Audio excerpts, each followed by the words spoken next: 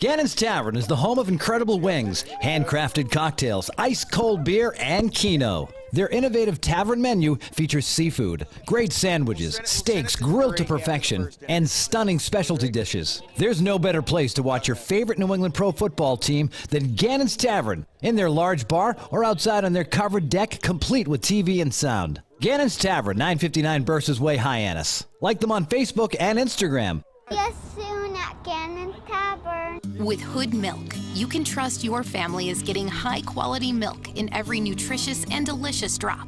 It begins here on farms that Hood selects, with farmers who uphold the highest standards and who pledge to never use artificial growth hormones. And you'll see that care continue right to your home with our Light Block bottle, which protects the fresh taste of your milk.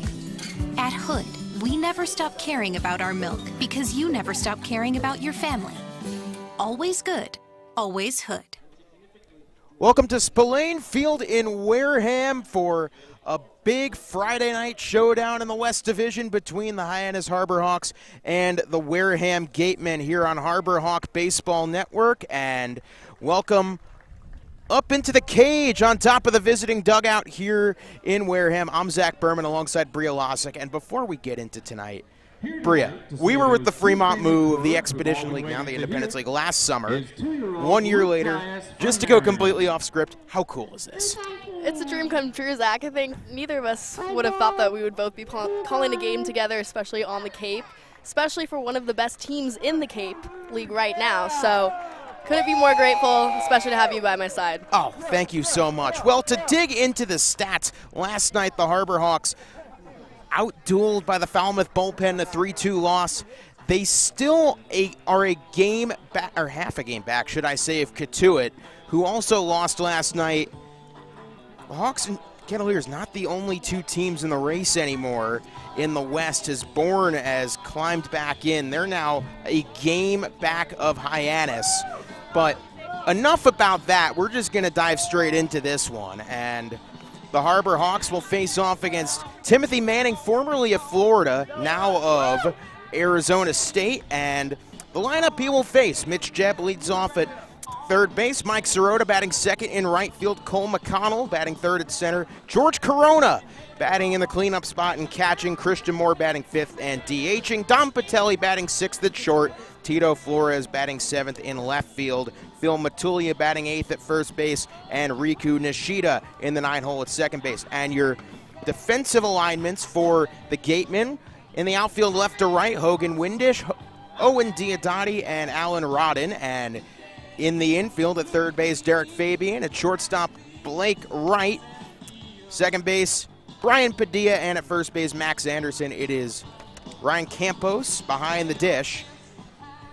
And on the mound, like we've mentioned before, Tim Manning. This is his first appearance on Cape Cod. Now, what can you imagine is going through his head right now? A lot. I mean, I think that we've seen it throughout the season that the first appearance for some guys can be not their best showing. I think Timothy Manning is really trying to avoid that right now, but we've seen it time and time again. So just calming those nerves, trusting his stuff. But overall, should be a good matchup today. Well, it's exciting and interesting because Manning and Campos will be playing together this upcoming season at ASU. They have not played together before this season. This past year at Florida, in 10 games, 7 starts, an ERA of 4.76. Doesn't walk a lot. He only walked 14 to 26 strikeouts, but it was the hits and earned runs that really got him. Well, 27 hits and 16 earned runs. Hit by pitches and wild pitches also a concern. He was with Harwich for 2 games last year and struggled. He had a 5.14 ERA, and then off the Cape he went. So Mitch Jebb into the batter's box, coming in batting .287. Another good game for him last night, and a little bit earlier than we're usually used to starting here at Spillane Field. The lights are still not working, so it's a 5 p.m. first pitch as opposed to a 6, and the first pitch is away. Mitch Jebb takes low, ball 1. Jebb 25 for 87, an average of .287, no homers, 7 RBIs. The 1-0 from Manning up high, now 2-0 on the Michigan State product, Jebb. 2 balls, no strikes, nobody out. It is a beautiful night here in Wareham. About 80 degrees and breezy. The 2-0, taken low, 3-0. Now you have to be careful because Mitch Jebb is second in the league in stolen bases behind his teammate Riku Nishida, and not a guy you want to put on, especially the free pass to start the game. 3-0 to Jebb, and Manning deals, and it is in the dirt. They call that a strike. Little courtesy strike there from home plate blue. Now the count 3-1 on Mitch, who has been such a valuable piece to this team out of the gate. 3-1. Jebb hits it on the ground to second base. It's picked up by Padilla. He flips to first in time for the out, 1 away. Right there, you might have seen some of those nerves we were talking about with Manning, kind of getting behind in that count, missing some of his spots, but kind of got away with that one there on a 3-1 count. Well, that brings up Mike Sirota, who started the season on Cape Cod with the Brewster Whitecaps. He then shifted to the Hyannis Harborhawks last night against Falmouth. He had his first RBI as a Harborhawk. Came via an RBI single in the 8th inning, cut the game to 3-2. The Harborhawks couldn't close the deal further. Manning deals the first pitch, and it's called a strike on the outside corner, count 0-1. Sirota, as a Harborhawk, he's batting .300, 3 hits in 10 plate appearances. 0-1 to Sirota, takes low, 1-1. Sirota out of Northeastern, was a Dodgers draft pick a few years back. As Derek Fabian has a couple words with third base coach for the Hawks and their manager, Eric Beatty, of course, both coming from Florida. 1 ball, 1 strike, 1 out. Manning deals, and there's a high pop down the right field line. Hooking fair, and it drops right in front of the right fielder, Rodden, who tried to dive for it. I believe they're going to rule that a fair ball and a single. So the first hit of the night for the Hawks comes on a pop fly down the right field line, and Rodden seemed a little bit hesitant to go after it. Instead, he realized it was a fair ball, dove for it, and it just skipped right in front of his glove. Yeah, I'm not really sure about that play from him. He definitely had the speed to get there, but like you said, he did hesitate there a little bit. Maybe he should have stayed on his feet and just let it drop in front of him. Well, up brings one of the hottest hitters in the entire Cape Cod Baseball League right now, and Cole McConnell with a runner on first, and he has been so valuable to this team. 13 RBIs. He showed power, he's shown speed, and he's been a tough out at the plate. He takes a first pitch fastball strike, the count 0-1. McConnell on the year, an average of .284. 2 homers, 13 RBIs. He has been nothing short of great. I think this is the last time this team will visit Wareham in the regular season. I think we can expect to see McConnell here as a member of the All-Star team. 0-1, McConnell pops that one foul right behind us. The count now 0-2. Hopefully they get the lights fixed here by the All-Star game. It was, I believe, Tuesday night, and we were at Katuitt dealing with the wind, and the lights went out between Wareham and Chatham at the top of the 6th inning. 0-2, Manning deals to McConnell. McConnell, another one foul down the left field line. And the last 2 times we have been here at Wareham, it almost feels like, in a way, Wareham is personally targeting me as the last 2 starting pitchers we have seen here at Spillane Field for the Gatemen. They share last names with my 2 favorite athletes growing up. It was Jeter, and now it is Manning. That might be a coincidence. Might be a coincidence. The 0-2 to McConnell. Cole takes up high. Fastball didn't bite. Now the count 1-2.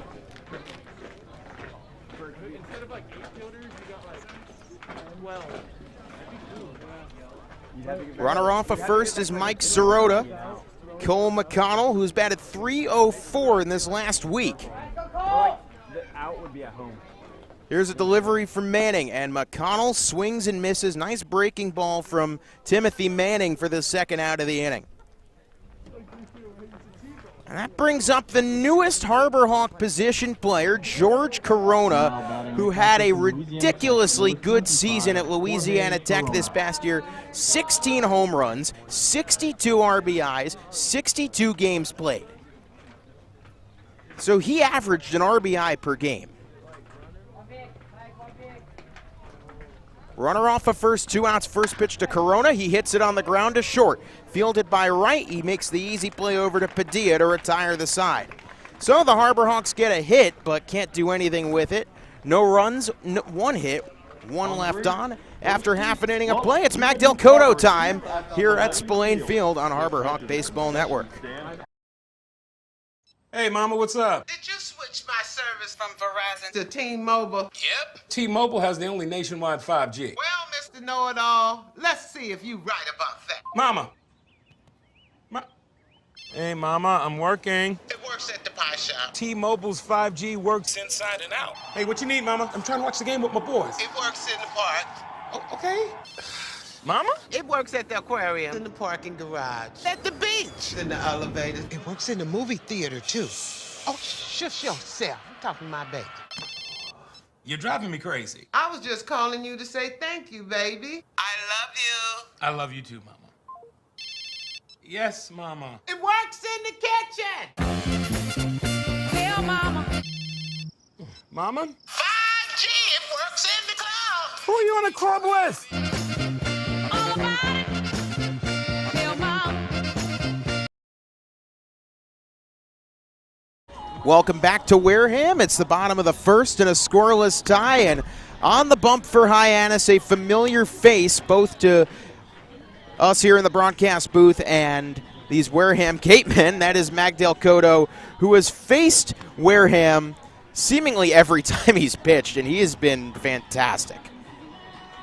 Cotto, one of the hardest throwing lefties in Division I college baseball. He can hit up to 99 miles an hour, and the lineup he will face, it is Ryan Campos leading off and catching, Hogan Windish batting second in left field, Max Anderson batting third at first base, Alan Roden batting cleanup in right field, Derek Fabian batting fifth at third, Owen Diodati batting sixth in center, Blake Wright batting seventh and at shortstop, Brian Padilla batting eighth at second base, and Devin Burks DHing and batting ninth. And your outfield for the Hawks, Tito Flores in left, Cole Mcconnell in center field, Mike Sirota in right, and in the infield left to right, Mitch Jebb, Dom Patelli, Riku Nishida, Phil Matulia, and George Corona behind the plate. And Magdal Cotto, especially now with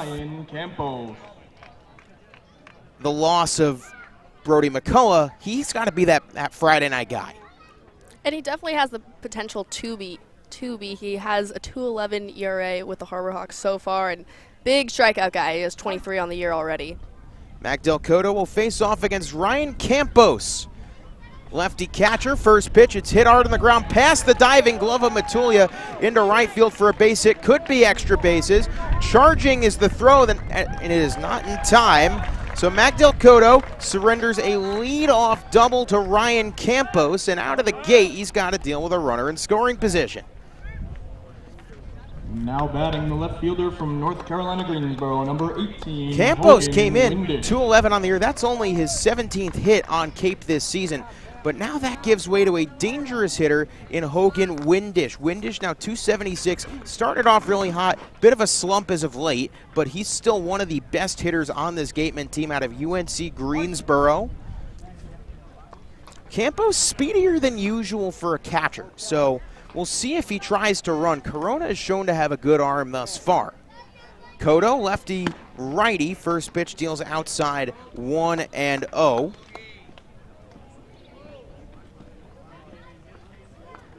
Magdal Cotto has pitched in 6 games to this point, 4 of which were against the Wareham Gatemen. 1 ball, no strikes. Runner on second. The pitch is fouled straight back into the press box. The count 1-1. Well, in his last start, Cotto in Falmouth went 5 1/3, allowed 1 earned run, 3 hits, 1 walk, 7 strikeouts, en route to a 5-4 victory over the Commodores. Same team the Harbor Hawks lost to last night. Cotto checks off second and now deals the 1-1. Hit on the ground to short. Nice play there by Patelli. The spin, the throw in time, and Dominic Patelli just makes that look so easy. And we've seen him make that play time and time again. And like you said, that's just Dom being Dom. I think that a lot of shortstops, middle infielders wouldn't be able to make that play, but we've just seen him do it so much, we're just so used to it. In all of that, the runner also advances to third to bring up someone that, Bria, you're a Nebraska native. You're quite familiar with this next name, Max Anderson. I am. He was actually the 2020 Gatorade Player of the Year in Nebraska. Plays at Nebraska right now, but was originally supposed to play at Texas A&M. He committed there his senior year, but because of COVID, things got a little turned around, so he ended up playing for Nebraska. First pitch from Cotto, taken low, ball one. Now, we've reached the point, this is the last time that the Hawks and Gatemen are slated to meet in the regular season. We've reached the point where you can actually start looking at batting averages between these two teams. And Max Anderson, he's got a 500 average against Magdale Cotto. The runner on third and one out. The 1-0 pitch to Anderson. There's a high pop, drifting foul down the right field line. Let's see if anybody's got a play on it. And that lands just foul. Almost fair. Almost the exact same play where Mike Sirota singled and Alan Roden couldn't get a beat on it. There was Riku Nishida out there. Sirota himself was out there. Phil Matulia was out there. And the Harbor Hawks are very lucky that did not land on the wrong side of the white chalk. Yeah, that's a very big break for the Harbor Hawks. I think that we've seen that also throughout the season a little bit, where those balls are kind of in shallow right field, center field, and you see a couple Hawks trying to go for it, but the communication just isn't there. So lucky that that one dropped foul. 1 ball, 1 strike, 1 out, runner on third. Cotto to Max Anderson, the 1-1 pitch, and a swing and a miss there. Now the count 1-2. Now the logic maybe at the same time, because it was such a tough ball to read, maybe it's a blessing in disguise you don't catch it, because there's a good chance that Campos tags and scores. But all that is a moot point if you can't get these next two guys out. The 1-2 to Anderson. Cotto, lefty to righty, sets and deals in the pitch. Swung on and missed. Breaking ball in the dirt. Magdale Cotto, his first punchy of the evening. Now and that gives way to Alan Roden. Alan Roden. Creighton Blue Jay, another Nebraska baseball player. They must have known that I was coming today. Alan Roden, who had a fantastic season for the Creighton Blue Jays this past spring, an average of .241, no homers, 5 RBIs, a .333 average this season against Cotto. Lefty to lefty, the first pitch, check swing, did he go? Third base ump says yes he did, strike one.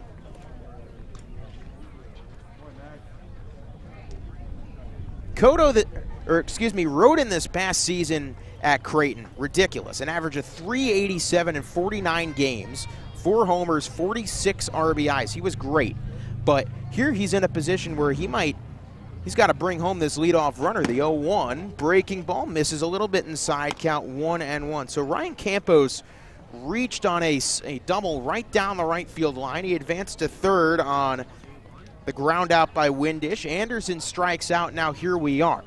1 ball, 1 strike, 2 outs. Bottom of the first, scoreless tie for the moment in Wareham. The 1-1, Cotto deals. It's in the dirt. Nice block there by Corona, who was looking off of third to try and see if maybe Roden would bite a little bit, but not the case. Count 2-1.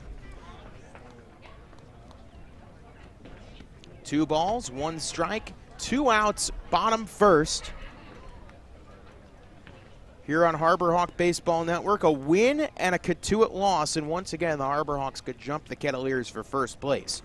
2-1, swing and a miss. High fastball there from Cotto. That's his specialty. He can get up to 99 miles an hour with the heater, and now he's 1 strike away from stranding a leadoff double.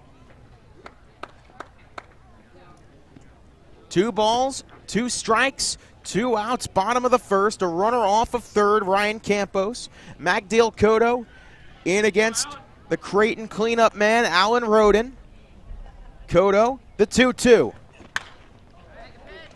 That's a good one, spoiled there by Roden. He fouls it straight back over the screen. We stay 2-2.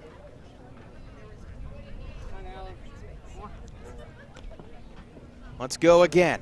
Cotto gets his signs from Corona. Checks off of third.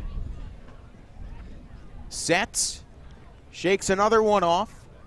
Lefty to lefty. The 2-2 pitch. Cotto deals, and it's a high pop down the left field line in fair territory. Who's got it? It's the left fielder Tito Flores who makes the catch, and Magdale Cotto works in and out of trouble and strands a leadoff double. No runs, 1 hit, 1 left on.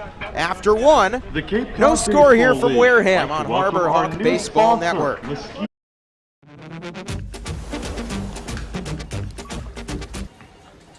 Tastes like a Coke. We nailed it! Coke Zero Sugar. Have they nailed it? Sounds like they really nailed it, huh? Nailed it. And that's when you said...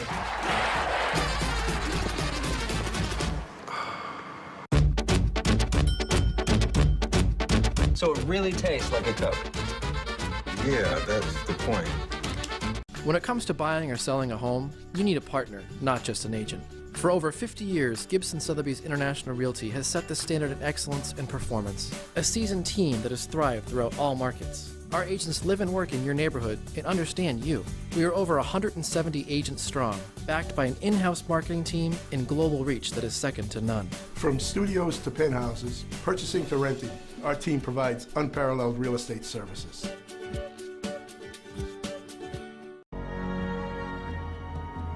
If you live here, fun is your thing.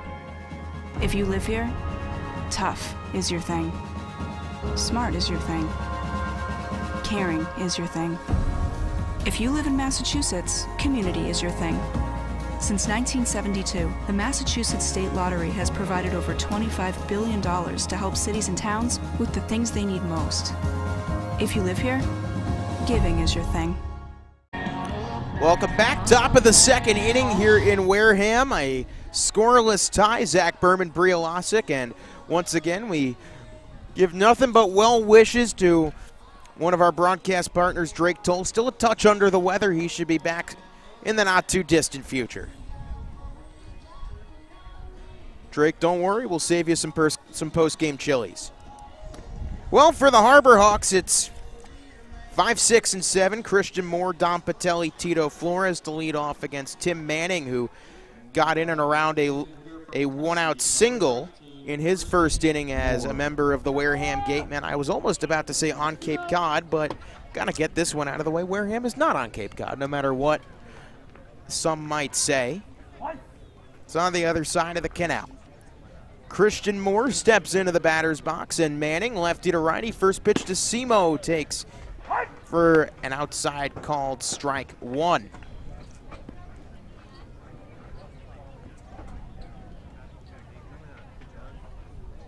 No balls, 1 strike, nobody out. Top of the second, scoreless tie. The pitch and Moore foul tips it off the glove of Campos. The count quickly 0-2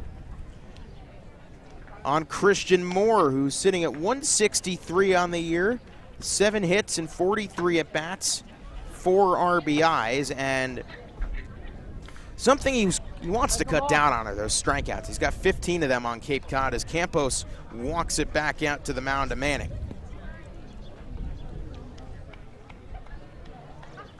Stuff not to mention, it is a beautiful night here. 80 degrees in Wareham, not a cloud in the sky, no humidity. Wind blowing out to the northwest at 8 miles an hour. The 0-2 pitch, Manning, lefty to righty, deals, and Moore takes a called strike 3 on the outside part of the plate. So a 3-pitch strikeout for Christian Moore to start the top of the second, and that gives way to Dom Patelli, who has been quite good as of late. Dom Patelli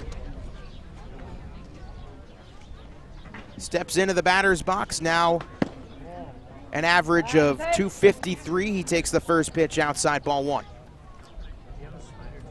3 homers, 11 RBIs for the Miami Hurricane Patelli, who stands left-handed in the batter's box. Lefty-lefty, the pitch is hit on the ground, up the middle, through for a base hit. Dom Patelli continues his nice little hot streak here as he singles up the middle with 1 out in the top of the second inning.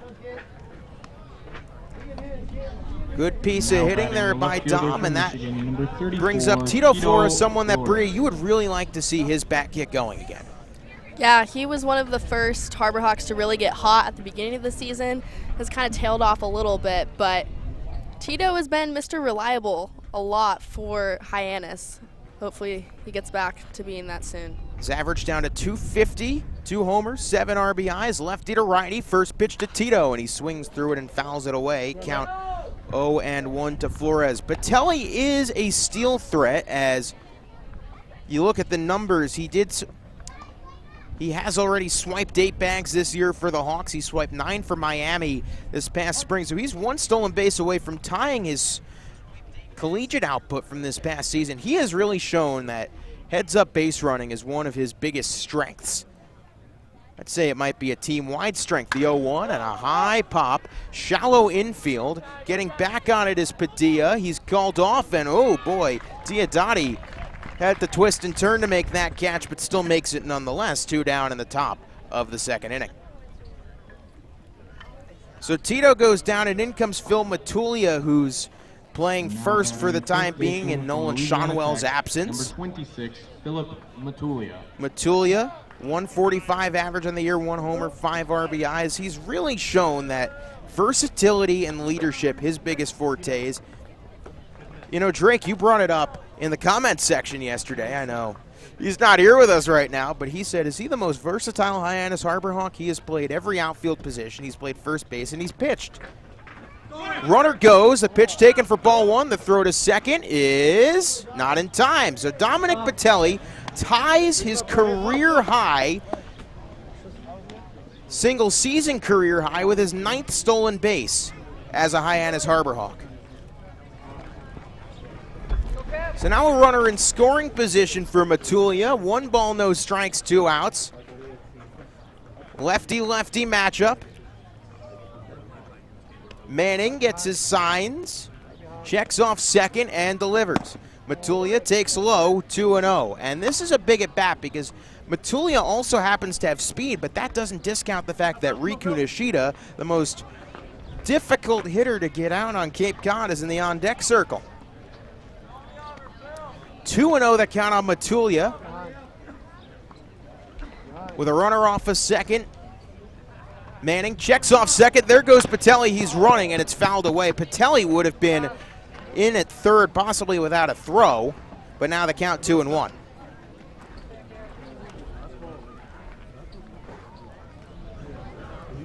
Two balls, 1 strike, 2 outs.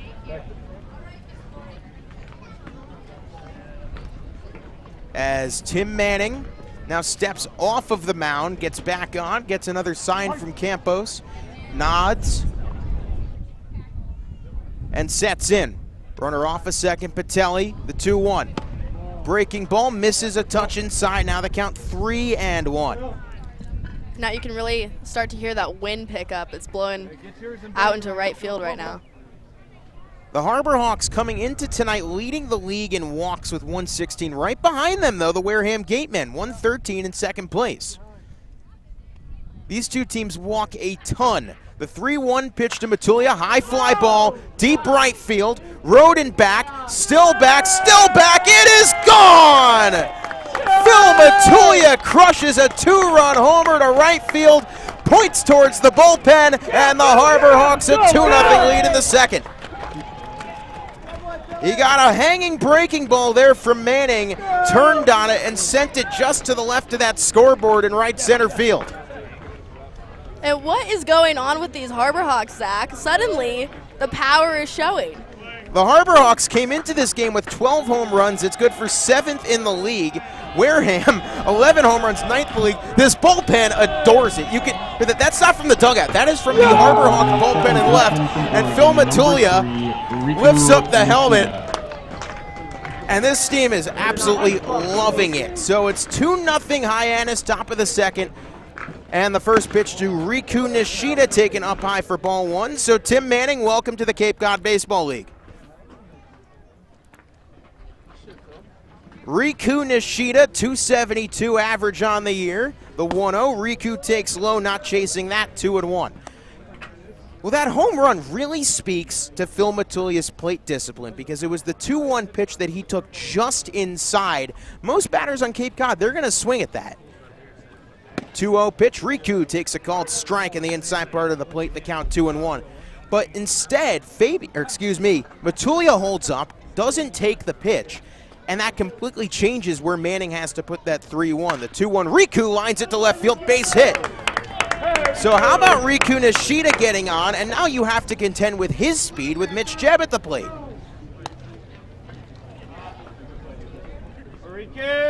So Riku Nishida leads the league with 18 stolen bases. He has a 300 average in the last week. That will now climb. And from one speedster to another, Mitch Jebb steps into the batter's box.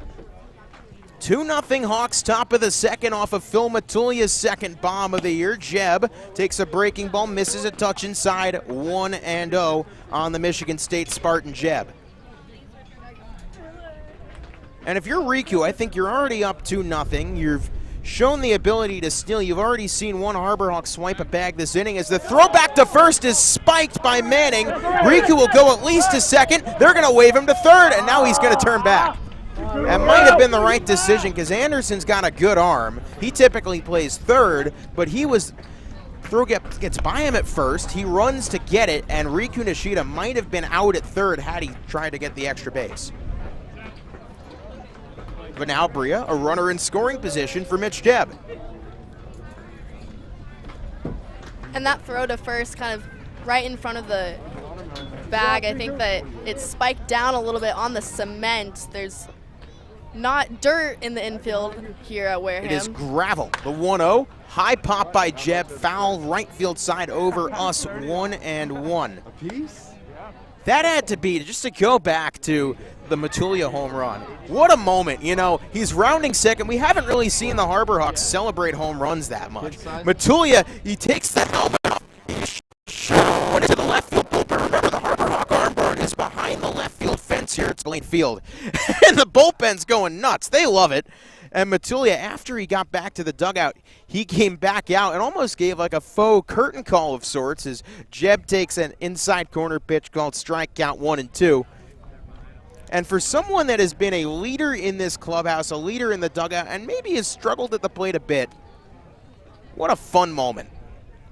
And we've seen moments like that. We saw him when he struck out Matt Shaw. He comes back to the dugout and gives a fist pump into the air. I mean, Matulia just wears all the emotion on his face. The 1-2 pitch, Riku starts to go, stops, and a nice job by Mitch Jebb to hold up his swing. They say he didn't go around. The Gatemen thought he did, and most of the Wareham infield had taken 1-2 steps back towards Harvey Shapiro in their dugout. 2 balls, 2 strikes, 2 outs, 2 runs already in for the Hawks here in the top of the second inning. That was charged in error on the throw by Manning, so an E1 advances Riku to second base. The 2-2 to Money Mitch, who already grounded out in the first inning. He's 0 for 1 today. Manning, lefty to lefty, checks off second, now deals the 2-2, line right field. That's down, base hit right in front of Roden. Rounding third is Riku, he's coming home. Roden's throw is not in time. Mitch Jebb goes to second on the throw. It's an RBI single for Money Mitch, and a 3-0 lead here for Hyannis in the second inning. And it's really great to see the Harbor Hawks get on top early. That's something that they struggled to do last night against Falmouth. It took them halfway through the game to score their first run. Mitch Jebb is 8th RBI on the season, and now you have another speedy runner on second base. And look at this, now Riku is waving to the bullpen. Right fielder from Northeastern, number 42. So Mike Sirota, who had the game's first hit, the Hawks' first hit.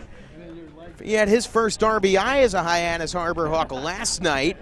In with a runner off a second. First pitch to Sirota. He hits it on the ground. Past a diving third baseman Fabian into left field, base hit. Jebb chugging around third. They're going to wave him home. The throw not in time. RBI single Mike Sirota. 4-0 Hawks. And you can hear the bullpen again. So Sirota's second RBI single in as many games as Campos walks back to the mound for Manning.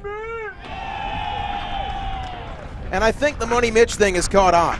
As you can hear someone yell Money Mitch in the dugout. He comes out, tips his cap to the dugout. All cheers here. And Now we're going to have a meeting on the mound, maybe a pitching change. I don't think so yet. That's not Harvey. It is one of the assistant coaches for the Gatemen. So we're going to take you through what the rest of the scoreboard looks like tonight. Katuitt a 2-0 lead in Brewster in the top of the second innings. That's one to watch.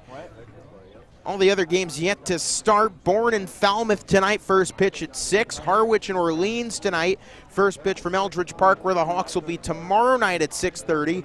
And YD and Chatham from Veterans Field, first pitch at 7. That's the slate for the Hawks. They do have a fun weekend at hand as they will face off in Orleans tomorrow night, first pitch 6:30, and then Sunday night a game with huge implications as the Harbor Hawks are set to host the Bourne Braves Sunday night, first pitch at 6.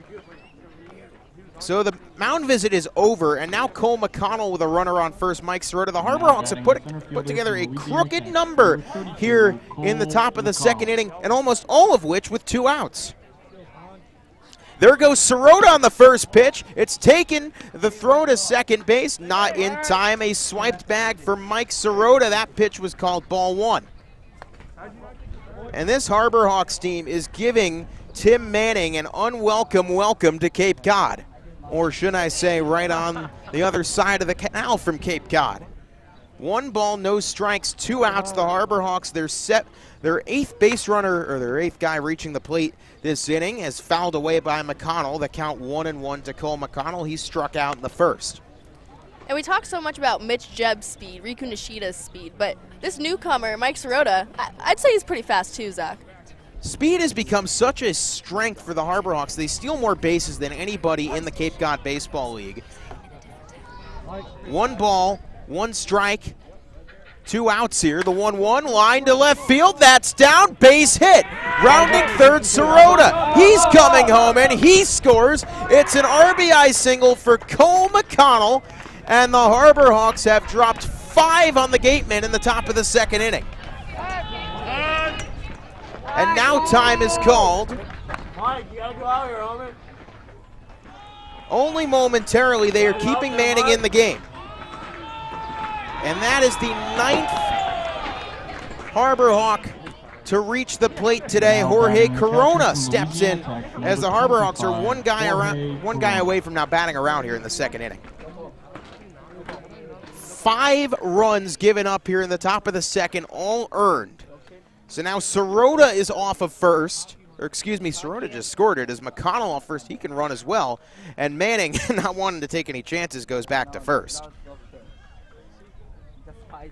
What a job hitting-wise by the Harbor Hawks at the top of the second. And they've shown that they can now hit for power and for contact here. 3 runs on RBI singles and a 2-run homer by Phil Matulia. Another check off of first.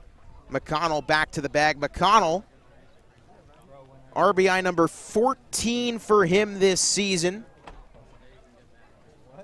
And he does have 6 stolen bases coming into tonight, so once again, a threat to run. And there he goes. First pitch in the dirt. Throw to second is not in time. Gets into the outfield. There goes Cole on his way to third. Cole McConnell is going to stop at third. Likely an error, and the Harbor Hawks are running wild at Spillane Field in the second inning. This has to be one of the most fun innings this team has put together all year. Well, and like you said, Zach, before, the Harbor Hawks came in leading the league in stolen bases with 61. I don't even know how many they've added already in this 1 inning. I think you can say yes, they've added quite a lot. Corona grounded out into a fielder's choice his first time up in the first inning. He takes a pitch called strike, the count 1-1. Jorge Corona, the 9th Harbor Hawk to be sent to the plate this inning. They've only batted around once this season. That was in that 18-10 nightmare loss a week ago to Bourne. The 1-1 to Jorge Corona grounds it foul towards the Harbor Hawk dugout, the count 1-2. And Tim Manning, 1 pitch away from finally getting out of this nightmare inning. It's all been done with 2 outs. And now time is called for a split second. I think the ball was still in play. The ball was still within the field of play, fair down the left field line. Runner off of third is McConnell. The 1-2 to George Corona, the Louisiana Tech catcher, looking to bring home his fellow LA Tech Bulldog. The 1-2, it's up high, 2-2. Well, not only fellow Bulldog, but his roommate here on the Cape and his roommate at Louisiana Tech. I want to talk about team chemistry. It's almost like it's become Shreveport East up here in Hyannis. 2 balls, 2 strikes, 2 outs, top of the second, 5 already in for the Hawks. 2-2 to Corona. He takes up high, the count runs full. What an inning this has been for the Hyannis Harbor Hawks in the top of the second after they struggled to score last night. A real statement that the bats were just on hiatus and it was more of a fluke than anything else. The payoff pitch, the 3-2 to Corona. Manning deals and it's taken outside, ball 4, and the Harbor Hawks have batted around here in the top of the second inning. Wow. So for the second time this inning, Christian Moore will come to the plate, and he led off the top of the second with a strikeout. 6 hits in this top of the second inning. And now time is called, and Harvey Shapiro has seen enough. So Timothy Manning will exit after an inning to forget. His final stat line, at least for the moment, 1 2/3, 7 hits, 5 runs, 4 of them earned, 1 walk, 2 strikeouts, and both the runners on first and third, Manning's responsibilities. We're going to go to a quick break. When we come back, we'll see who the new Gatemen arm is. The Harbor Hawks, a 5 spot here in the top of the second, looking to add more on Harbor Hawk Baseball Network. We all have obstacles, challenges at different points in life. I still push myself every single day, and the harder I push myself, the more I find myself drawn to wearing UFOs. The first time I put on a pair of UFOs, it was like someone released the pressure. It was so crazy. When you are recovered and can do more, that has a compounding effect on all aspects of your life. Stepping into a pair of UFOs, they're truly one of a kind. There's nothing like them. Best ever? Good question.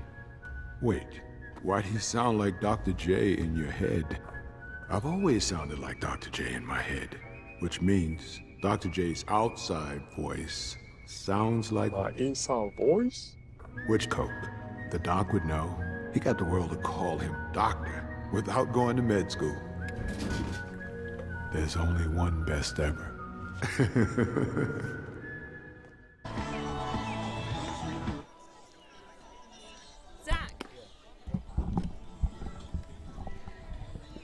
Top of the second inning, the Harbor Hawks a crooked number, 5 runs in for Hyannis, looking to add more.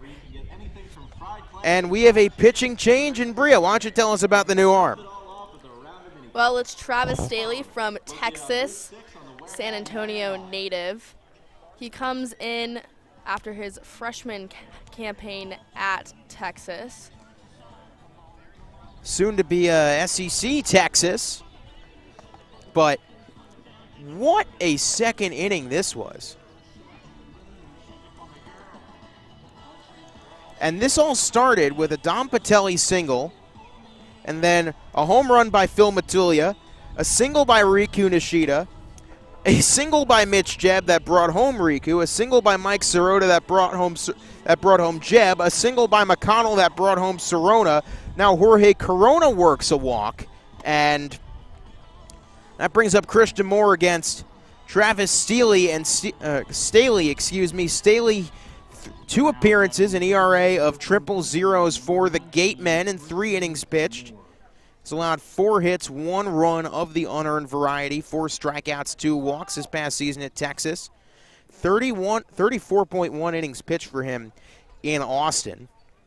An ERA of 6.03. He gave up 5 home runs this past spring, so maybe not a guy you want to play around with in Christian Moore, who's got plenty of power. With runners on the corners, first pitch to Simo, he takes low, ball 1. The Harbor Hawks have a runner off of third with Cole McConnell, runner off of first. George Corona looking to add more here in One of the first real crooked number innings the Harbor Hawks have put together all summer. 1-0 to Christian Moore. And the pitch. Moore outside, 2-0.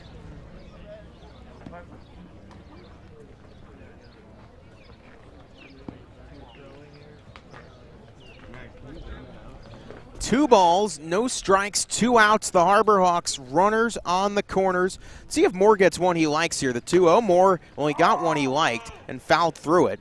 Count 2-1. Christian Moore, one of the, should we say, swaggiest Harbor Hawks. Definitely bringing some of that flair from Tennessee. They might have had a good season. I couldn't tell you. 2 balls, 1 strike, 2 outs. 5 already in for the Hyannis Harbor Hawks. And a 5-0 lead to boot. Staley deals. Moore swings and misses, now the count 2-2. 2 balls, 2 strikes, 2 outs, runners on the corners. Both runners the responsibility of Wareham starter Tim Manning.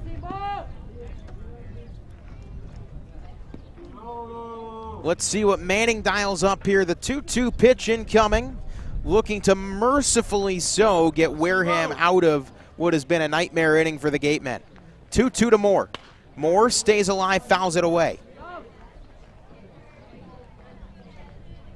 So how about now you get Magdale Cotto back onto the bump in the bottom of the second with at least a 5-run cushion. And as a pitcher, you just feel so much more relaxed on the mound when you have that run support. So it's definitely going to be good for him to come into that. Well, it looks as if Staley just discarded a baseball. He showed it to the second base umpire and then threw it to the dugout. Not sure what's going on yet. Now the Wareham ball boy comes in and he's got to get a fresh supply of baseballs. Back to Staley, and let's see if Travis Staley can get the Wareham Gatemen out of this inning. Do have to contend with a dangerous hitter in Christian Moore, who's yet to show his power on Cape Cod, but you know he's one swing away from waking that up. The 2-2 pitch, Staley deals. Moore sprays it towards the Gatemen bullpen. It was a the dugout. It was a headhunter.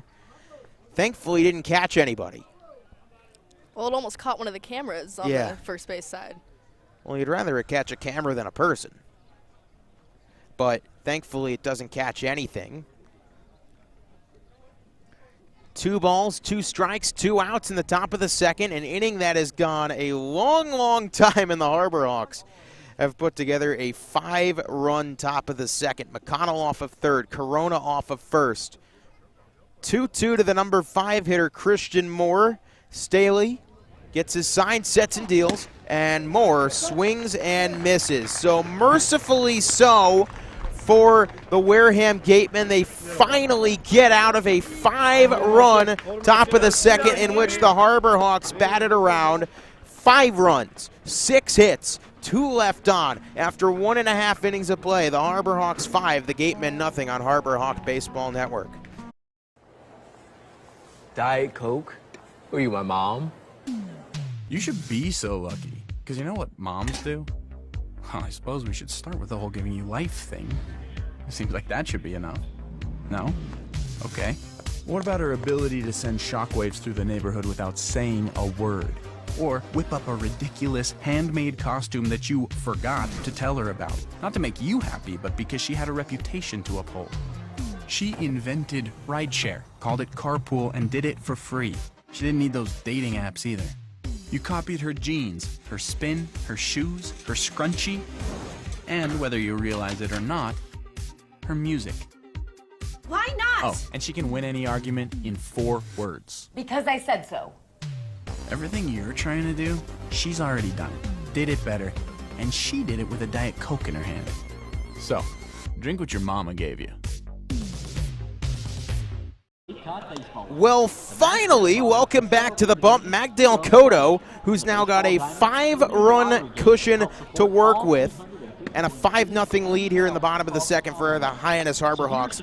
And sometimes that might not be the best thing for a pitcher because he was sitting for quite a bit. That's a 20-25 minute inning. Yeah, definitely. You have the run support, but like you said, he was sitting for a while. But so far, Magdal's looked pretty good on the bump. He did give up that leadoff double to Ryan Campos, but other than that, has pretty much settled in. Will be 5, 6, and 7 for Hyannis here in the top of the Florida, number 37, the bottom of the second inning. Fabian.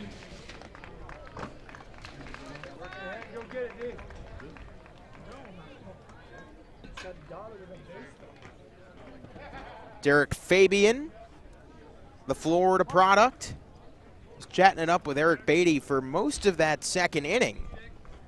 First pitch from Cotto, and Fabian, a high fly ball, shallow right field. Coming on is the right fielder, Sirota. He makes the catch for the first out of the inning, and that's big because, you know, you got a 5-run inning. Now you're sitting down for a long time. Oregon, How is Cotto going to 14, respond? He comes out, Owen 1 pitch, 1 out. So that brings up Owen Diodati, slated to transfer to University of Oregon. He spent his last 3 collegiate seasons with Alabama, and he's already homered once off the Harbor Hawks. Remember that lazy fly ball that just kind of carried out somehow. We still don't know how that got out. It's been almost a week and a half. Pitch taken outside, ball 1. Diodati, 307 average on the year, that 1 home run, 5 RBIs, takes a called strike on the fastball, the count 1-1. 1 ball, 1 strike, 1 out. Bottom of the second inning here on Harbor Hawk Baseball Network. Cotto deals. Fastball misses. Count 2-1. Cotto is working fast here, and I think that's the right move because you want to kind of get that blood pumping after sitting down for a little bit. The 2-1 pitch, it's in the dirt and low, now 3-1. 3 balls, 1 strike, 1 out, and for Magdal Cotto, he did have 22 walks this past year at Kentucky, or excuse me, 19 walks. He's already walked 8 here on Hyannis. Something, if you need to cut down on anything, the 3-1 swing and a miss, now the count 3-2, it would be the walks. And he's in danger of 1 right here with the full count. Zach, what's the pitch? I go heater. Well, as Drake would say, throw the strike pitch. Here's a 3-2 pitch Cotto deals, and it is the strike pitch, except it's fouled away by Fabian. The count will stay full at 3-2. 3 balls, 2 strikes, 1 out. It is a 5-0 Hyannis Harbor Hawk lead. Cotto gets his signs from Corona. Lefty-lefty, now time is called.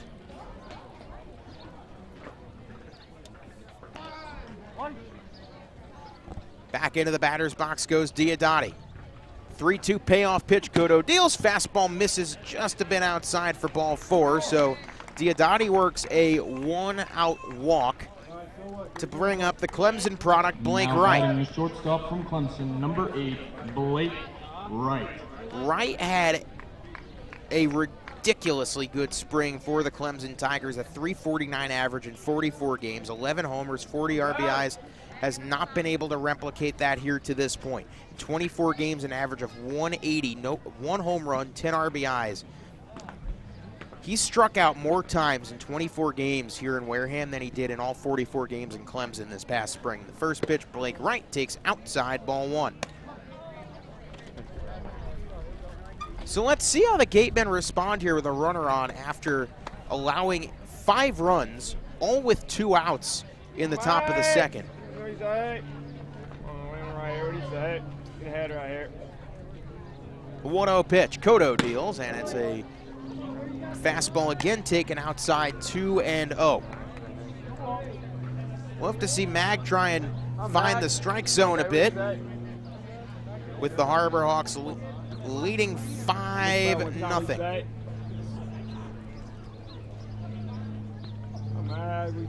Here's a 2-0 pitch. High pop, right field, could be in play, could be a tough run. Coming on, making the catch, Mike Sirota calls off Riku Nishida for the second out of the inning, and Riku signals a little thank you. I really appreciate that. Now batting the second baseman from Connecticut, number 4, Brian Padilla. So that brings up Brian Padilla, the Connecticut product. Connecticut as in University of Connecticut. They had a remarkable season this past spring, getting all the way to Super Regionals.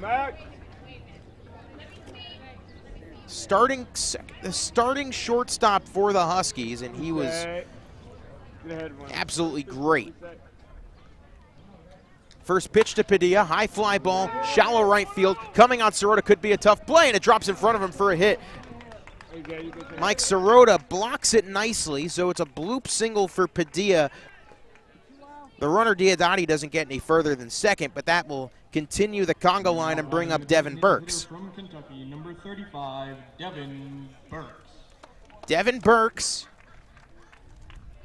This is an interesting matchup because Devin Burks, where does he catch? Kentucky. 20 games caught this past spring for the Wildcats, so somebody he knows quite well on the bump in Magdel Cotto. We've talked about this before, Bria. Who do you think has the advantage here, pitcher or catcher? I think catcher. He's the one, that knows all of his pitches best, calls pitches for him, so I give advantage to the catcher. First pitch taken outside, ball 1, and Corona wisely up to the mound to talk to Cotto. So runners on second and first, 2 outs here, bottom of the second inning. The Harbor Hawks a 5-0 lead here on the Wareham Gatemen. Part of an action-packed weekend upcoming of Harbor Hawk Baseball Network, or on Harbor Hawk Baseball Network, should I say. All leading up to a broadcast at Dunkin' Donuts Park in Hartford Wednesday morning at 11 o'clock. The Harbor Hawks and the YD Red Sox. That should be a lot of fun. Cotto checks off second, 2 outs, the 1-0 pitch, and it's taken for a strike. Low and away, the count 1-1. Burks tried to sell it by jumping out a bit. Didn't sell it enough. Diodati reached on second via the walk. Single from Brian Padilla has him at first. The 1-1 pitch. Cotto checks off second. Now gets his signs from from Corona, deals. The pitch taken high and away, 2-1. So stealing bags, not particularly a threat for this Wareham Gatemen team. They have only stolen 10 bases all season. That's good for dead last in the league. But otherwise, this Gatemen team has been pretty good offensively in the most part. They lead the league in doubles, third in runs, third in hits, second in walks, third in team OBP. The 2-1 fouled away, 2-2. First in hit by pitch, or first in hit by pitches, should I say. Listen to this one. The Gatemen have not hit a triple this year. The Harbor Hawks have hit 5. The only thing that these two teams don't have much of is power, but as the Harbor Hawks have shown, you don't necessarily need to hit bombs to win baseball games. 2 balls, 2 strikes, 2 outs, bottom of the second. Cotto, the 2-2 to his fellow Kentucky Wildcat. Devin Burks, the pitch, and it's swung on and missed. The breaking ball from Magdel Cotto works him out of the jam. No runs, 1 hit, 2 left on. And while our broadcast partner Drake Toll is still feeling a little bit under the weather, he did send us his keys to the game. Drake. Thanks, Zach. The floor I'm feeling is yours. great and want to give you our keys to the game. So the very first key to the game is beat the lights. Spillane Field, I have no idea what's going on. It's a football stadium / baseball facility that has no lights now. They used to have lights, but apparently they just stopped doing that. So granted, the players shouldn't be thinking about it, but you in the broadcast booth should, and you at home too. Keep in mind, no lights tonight. The sun might just be an issue over in the east off the Cape at Wareham. So without lights, you got to play your full 9 innings over the course of the next 2.5, 3 hours. So second key to the game, Magdel Cotto. The guy pumps 99 from the left side, tops out, sits 94 to 96. You ride him 4 innings of 1 earned run or less, you're going to be okay. I have a lot of trust in the bullpen today. The guys that are hot can get it done. Magdal Cotto, if you can get him, again, 4 innings, 1 earned run or less, the Harbor Hawks are in a great spot, especially if the fastball is there and the wipeout slider is striking guys out. Key number 1 to winning today's game. I've said it all season long. I'll say it the rest of this season. It's the way the Harbor Hawks are going to win a championship if they're able to do so. Score more runs than the other team. Wareham's got a great offense, a really, really good offense.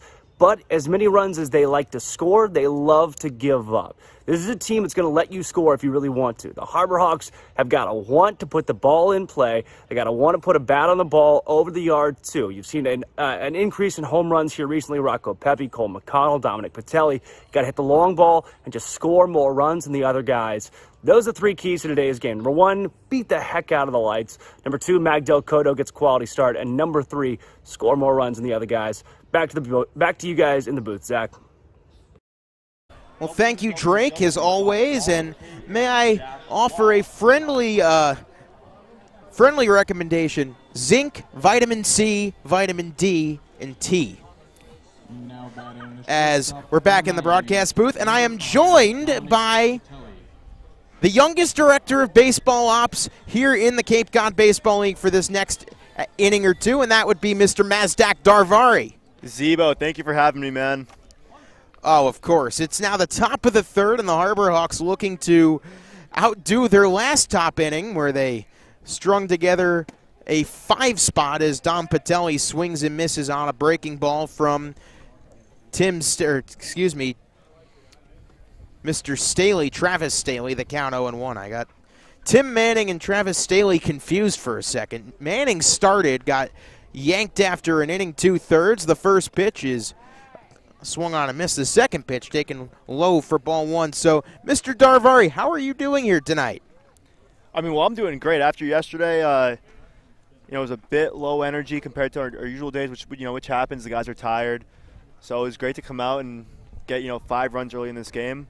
1-1 pitch to Dom. He takes low and away, 2-1. Now, we've mentioned so many times, Patelli was brought here as a guy that he's a defensive wizard.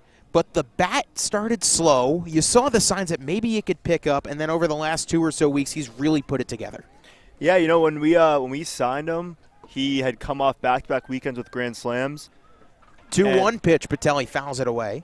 He was just a shortstop who, as you were saying, is a wizard defensively and had some pop in his bat as well. So you can't complain about that because you won't have too many. Well, I guess in this league, honestly, the shortstops have been really good with the power with Shaw and stuff. But you don't have too many shortstops with that much pop. Patelli, 2 balls, 2 strikes. Nobody out top of the 3rd. The Harbor Hawks already a 5-0 lead. Staley deals the 2-2. Patelli wisely takes low. The count runs full.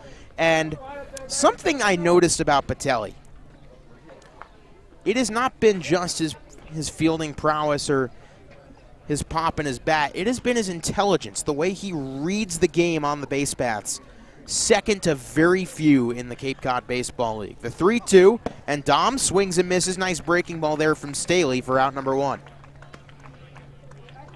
So with Patelli retired, that brings up Tito Flores. Now Tito started hot, has cooled off a bit. He flew out in the top of the 2nd inning, and after he flew out, the next 1, 2, 3, 4, 5, 6 guys reached base. But Flores looking to reignite the bat, which for some of that early part of the season, he was the guy carrying the Harbor Hawks. He takes a fastball up high. Yeah, and I'm sure he's looking to drive a couple balls today and tomorrow before he heads off to see what happens in the draft. Tito Flores heading away from the Cape Cod Baseball League after today and tomorrow to see what happens in the draft. A high fly ball center field. Diodati ranging to his right makes the catch 2 out. Good contact there from Flores. That's something you like to see. Well, down goes Flores, and up comes Phil Matulia, who, well, last time he was up, drove a ball out to right center field and over the fence for his 2nd home run of the year. And even though the average maybe doesn't reflect it, he has had some really, really good discipline at the plate, and he's starting to put things together as well. He seems like a guy that is right on the cusp of breaking out. Yeah, he's a fun player to watch. He definitely feeds off the energy. I got about 20 shirts with his face on it in my car, so. Hey, can I make that 19 tonight? You absolutely can, Zach, for $25. Okay. The 0-1 pitch, or the first pitch, was swung on and missed. Now the count 0-1. No balls, 1 strike, 2 outs. Staley deals. Matulia, good take there. The count 1-1 on Phil the Thrill. Great eye, Phil. Great eye. Well, you can hear the crowd mic picks up just about everything in the Harbor Hawk dugout, and good eye, Phil, good eye. I'd say we'd agree up here in the booth. The 1-1, Staley deals the pitch. Called a strike at the knees. Nice breaking ball there from Staley. The count 1-2. Harbor Hawks, after putting together a 5 spot in the second inning, looking to avoid going down 1-2-3 in the third. Righty-lefty. The 1-2 pitch from Staley, and Matulia, good take up high. Not falling for the high cheese, and the count runs even at 2s. 2 balls, 2 strikes, 2 outs. Top of the third inning of play here from Spillane Field in Wareham. Good crowd on hand tonight. Of course, it's an earlier start than usual because of the light situation they got going on here. As Staley steps off the mound for a second, time was called. Gets his signs from Campos. Shakes 1 or 2 signals off, now delivers the 2-2, and Matulia swings and misses. So, after putting together a 5 spot in the top of the second, the Harbor Hawks go down in order in the top of the third. 5-0 Hyannis. We're through 2.5 innings of play on Harbor Hawk Baseball Network.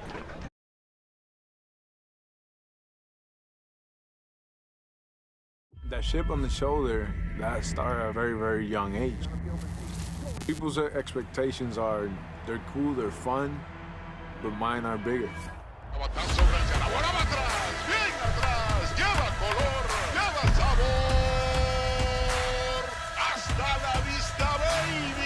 When you play in New York, they want to see winners. It doesn't matter if it's a Monday or a Friday or a Saturday. You got to come with it, or those fans will let you know. Pick one thing from me, pick one other thing from another player, make it your own, determine to who you want to be. What motivates me is the unknown. You know, how good can I be? You get away from the lights, you get away from the camera. Mientras más presente yo esté en la caja de batería, más éxito tengo. Man, how can you not keep it fun, man? This is a kid's game. If you could go back and tell 10-year-old Francisco one thing, what would it be? Be a bad mother. Welcome back here to Wareham, bottom of the third inning. The Hawks a 5-0 lead over the Gatemen, and a quick shout out to somebody that is a big reason of why I'm here. I know he's tuned in tonight, Nate Rohr, my former broadcast partner with the Fremont Moo and the current PA announcer for the Omaha Storm Chasers, AAA affiliate of the Royals. Thank you for tuning in tonight as always, and Magdale Cotto back onto the bump for his third inning of work. And look, he's been nothing short of awesome in his time with the Hyannis Harbor Hawks so far. And Nasdaq, he's got to deal with 1, 2, 3 in the top of this lineup for Wareham. How does he attack, these guys a second time through, especially Campos, who doubled off of him earlier today? Yeah, Campos ambushed that first pitch fastball, so let's see if he goes back to that again or tries to fool him with the off speed. Campos, Arizona State Sun Devil. First pitch is taken inside, ball 1. Cotto, 19 strikes, 14 balls to start. He's got a 5-0 cushion to work with here. The 1-0 pitch from Mag, lefty-lefty. Cotto sets and deals the pitch. Breaking ball called a strike. The count 1-1. Cotto has been using his breaking ball a lot more frequently than maybe we're used to seeing tonight, but you really do like it. And when you're up 5, you can experiment with it a little bit. Definitely. He's looking to be a starter next year at school, so an ability to throw 3 pitches for strikes will be massive for him. 1-1, Cotto deals, and there's the breaking ball. Just misses the inside part of the plate. A little bit too far in for Mag, and the count 2-1. 2 balls and a strike here for Magdel Cotto. To the leadoff hitter, Ryan Campos. Cotto gets another sign from Corona and deals the pitch, and it was up and in. Did Campos go around? They say no, he did not. He very barely hung up there and held that back. But now they count 3-1. You don't want to get behind the leadoff guy this early in the game. 3 balls and a strike. Cotto gets his signs from George Corona and deals the pitch. And it's up high, ball 4. So Campos reaches for the second time tonight, and a leadoff walk, not necessarily what you want. Yeah, you definitely don't want to let the leadoff guy get on, but just get a ground ball here, a little double play, and get this inning moving. Tough guy to get to ground into a double play, though. That would be Hogan Windish, who's been probably the most consistent hitter for this Wareham Gatemen squad this year. He had a great year at UNC Greensboro with .370 average, 16 homers, 60 RBIs. He's got plenty of pop as well. Cotto checks off a first, out of the stretch now, deals first pitch, ball low and away.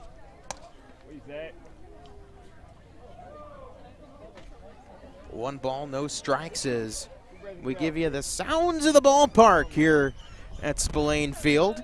Last time the Harbor Hawks are set to visit off Cape this season. 1-0. There's a fastball that misses low, 2-0. I say off Cape last time. That's excluding the Hartford game, as now looks like we're going to have a meeting on the mound. Kevin Ohm coming out to talk things over with Cotto, who's having trouble finding his spots here. And this might be the last time we play here as a full team, but I know guys like Cotto, Jeb, Riku, a couple of the other pitchers are looking to come back here next Saturday for the All-Star game, of course, which will be in Wareham. Yeah, well, in terms of playoffs, the Harbor Hawks, I would say 2, 3, 4 more wins and they're locked in, right? Do you agree? Yeah, I'd say we're looking good. I mean, I don't think we think about it that far ahead. It's just... Well, I can tell you a team that is looking at it that far ahead is the Wareham Gatemen. And you look at the standings right now, Wareham 26 points, and they stand at 11, 14, and 4. Now, they are 1 game ahead of Falmouth, and I believe it is the top 4 teams in each division that make the playoffs. Correct. So while the Harbor Hawks don't necessarily have to be desperate about, oh my gosh, if we don't win, we risk missing, Wareham and Falmouth are very much in that spot, because I would say the top 3 teams in the division, Katuitt, Hyannis, Bourne, all are more or less locked in.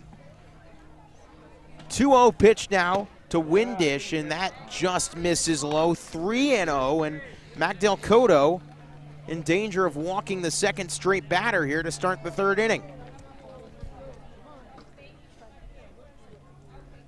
Cotto shakes a sign off out of the stretch. He checks off a first. Here's the 3-0 from Mag. And that catches a strike zone, called a strike count, 3-1.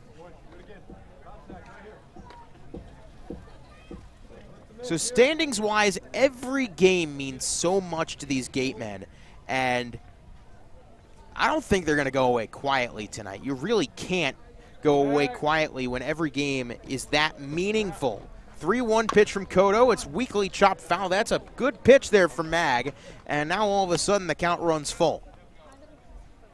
There you go, he's set. Yeah, a lot of the teams are still in it here. You know, in the Western Division, you have all 5 teams within 11 points of each other, which, you know, within 10 days can change drastically. So every team has to continue to play good baseball and just grind for wins every single night. I mean, I'd say, barring anything crazy, the only team that's really more or less out of it right now is Chatham.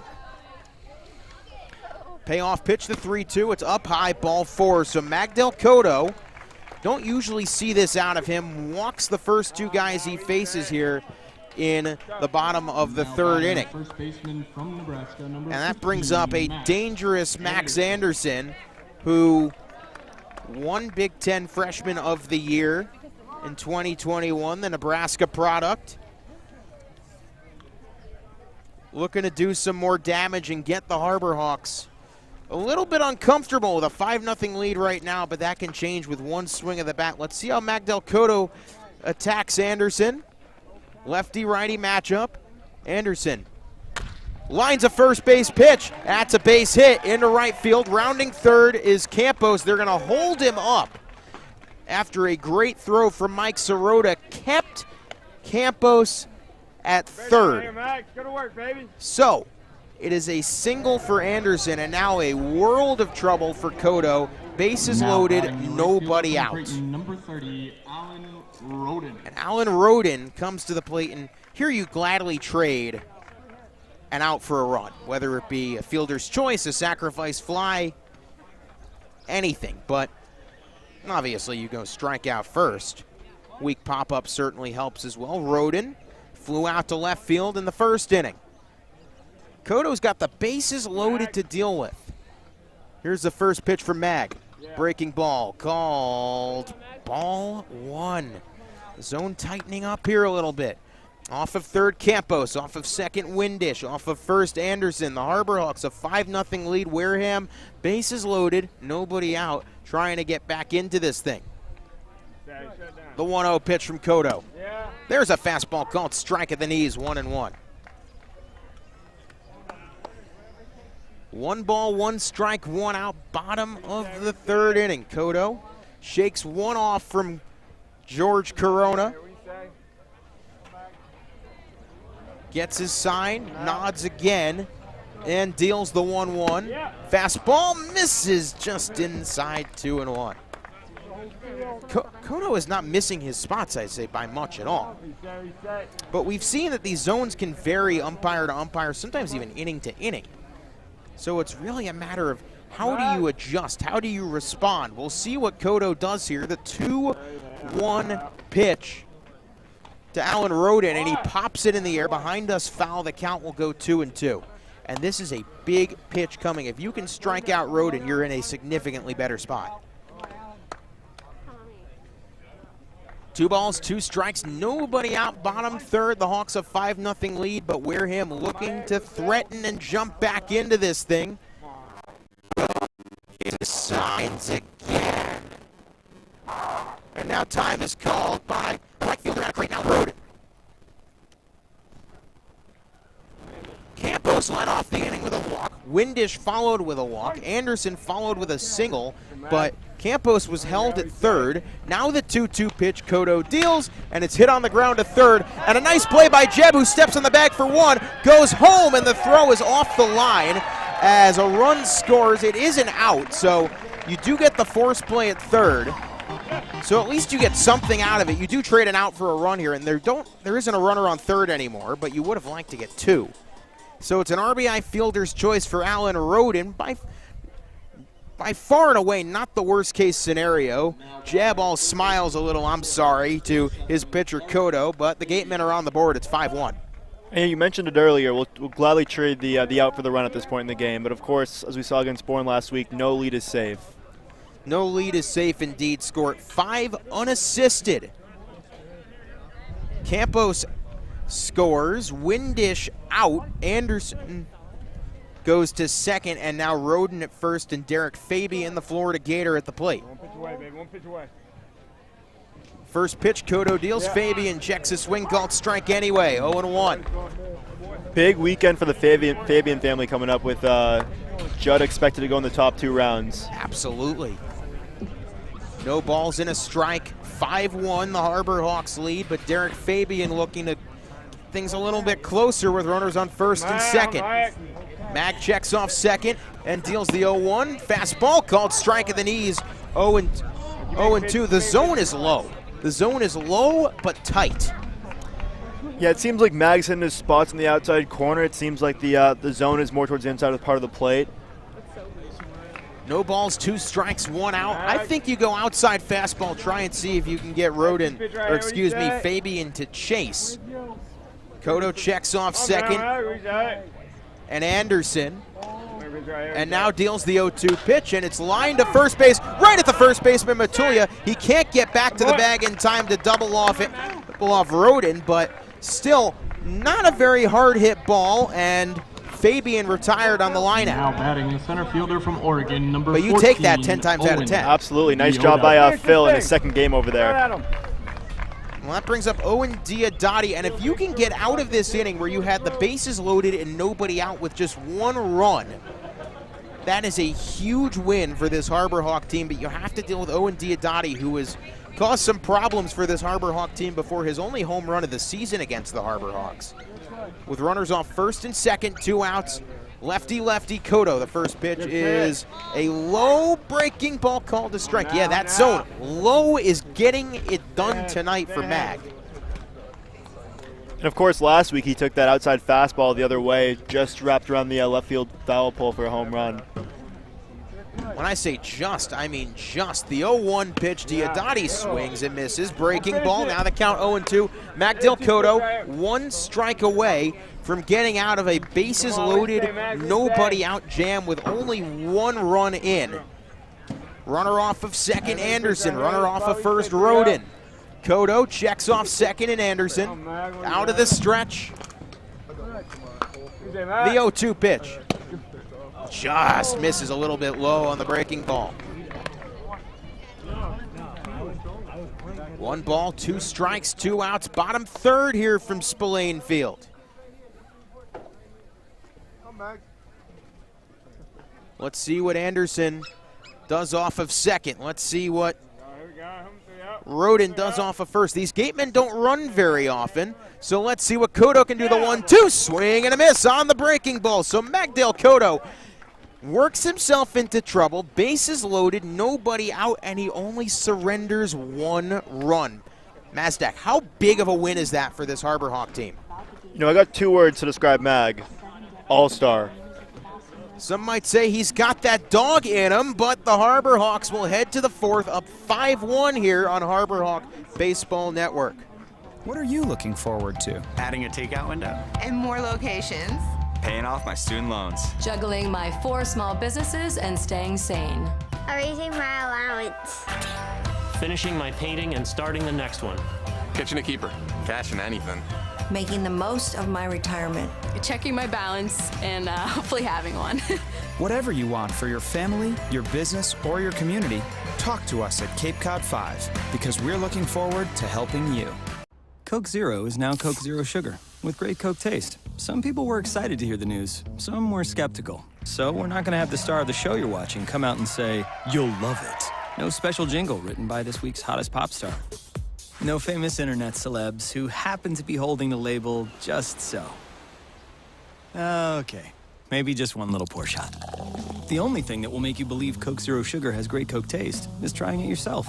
Ice cold Coke Zero Sugar. Try one today. Top of the 4th inning of play here from Spillane Field in Wareham. The Harbor Hawks a 5-1 lead, looking to add more. Zach Berman, Mazdak Darvari, Bria Lasic with you on the call tonight. Mazdak, the Harbor Hawks will now bring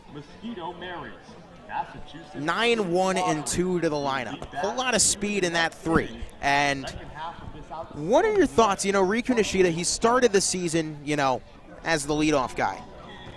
He's been put in that 9-hole really as a second leadoff bat with mid. Yeah, you know, whether it's Riku, Jeb, Riku, 1-2, 9-1. I don't mind as long as they're paired together. I think that is a tough couple of bats for pitchers to take it on. Man, is it tough for the defense to hold up with them, especially the catchers. Well, you have a lot of speed in 8 through 3. Matulia, Riku, Jeb, Sirota, McConnell. All those guys can run. Patelli can run as well. Nolan Shonwell, who's not in the lineup tonight, also can run. The boys are fast. Boys are fast indeed. Riku, 1 for 1, single run scored. Some might call him the toughest player to get out in the Cape Cod Baseball League. His average up to 282 the first pitch. Riku takes a little bit low. 1-0 to Nishida. Riku Nishida, 18 stolen bases, good for first in the Cape Cod Baseball League. And I believe he added one today. 1-0 to Riku. Takes a strike at the knees. The count goes to 1s across the board. So, and of course, Jeb, who's hitting right behind him, you know, 15 stolen bases and counting, second in the league, and those are 2 big reasons why we're number 1 in the league in stealing by about 10 bases. Riku reached on an error to second base. The 1-1 to Nishida. He takes a called fastball strike. Now the count will go to 1-2. Riku Nishida, you know, you've been such an instrumental part of putting this team together. What about Riku jumped off the page to you when you were looking to build this team?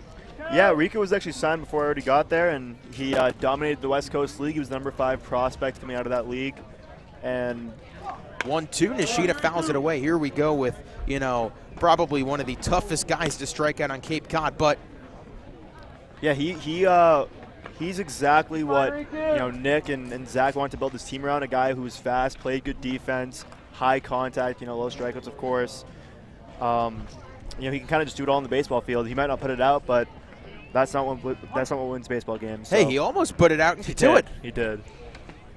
1 ball, 2 strikes, nobody out to Riku Nishida, and Staley deals in Riku. Well, he's not going to swing at 1 in the dirt.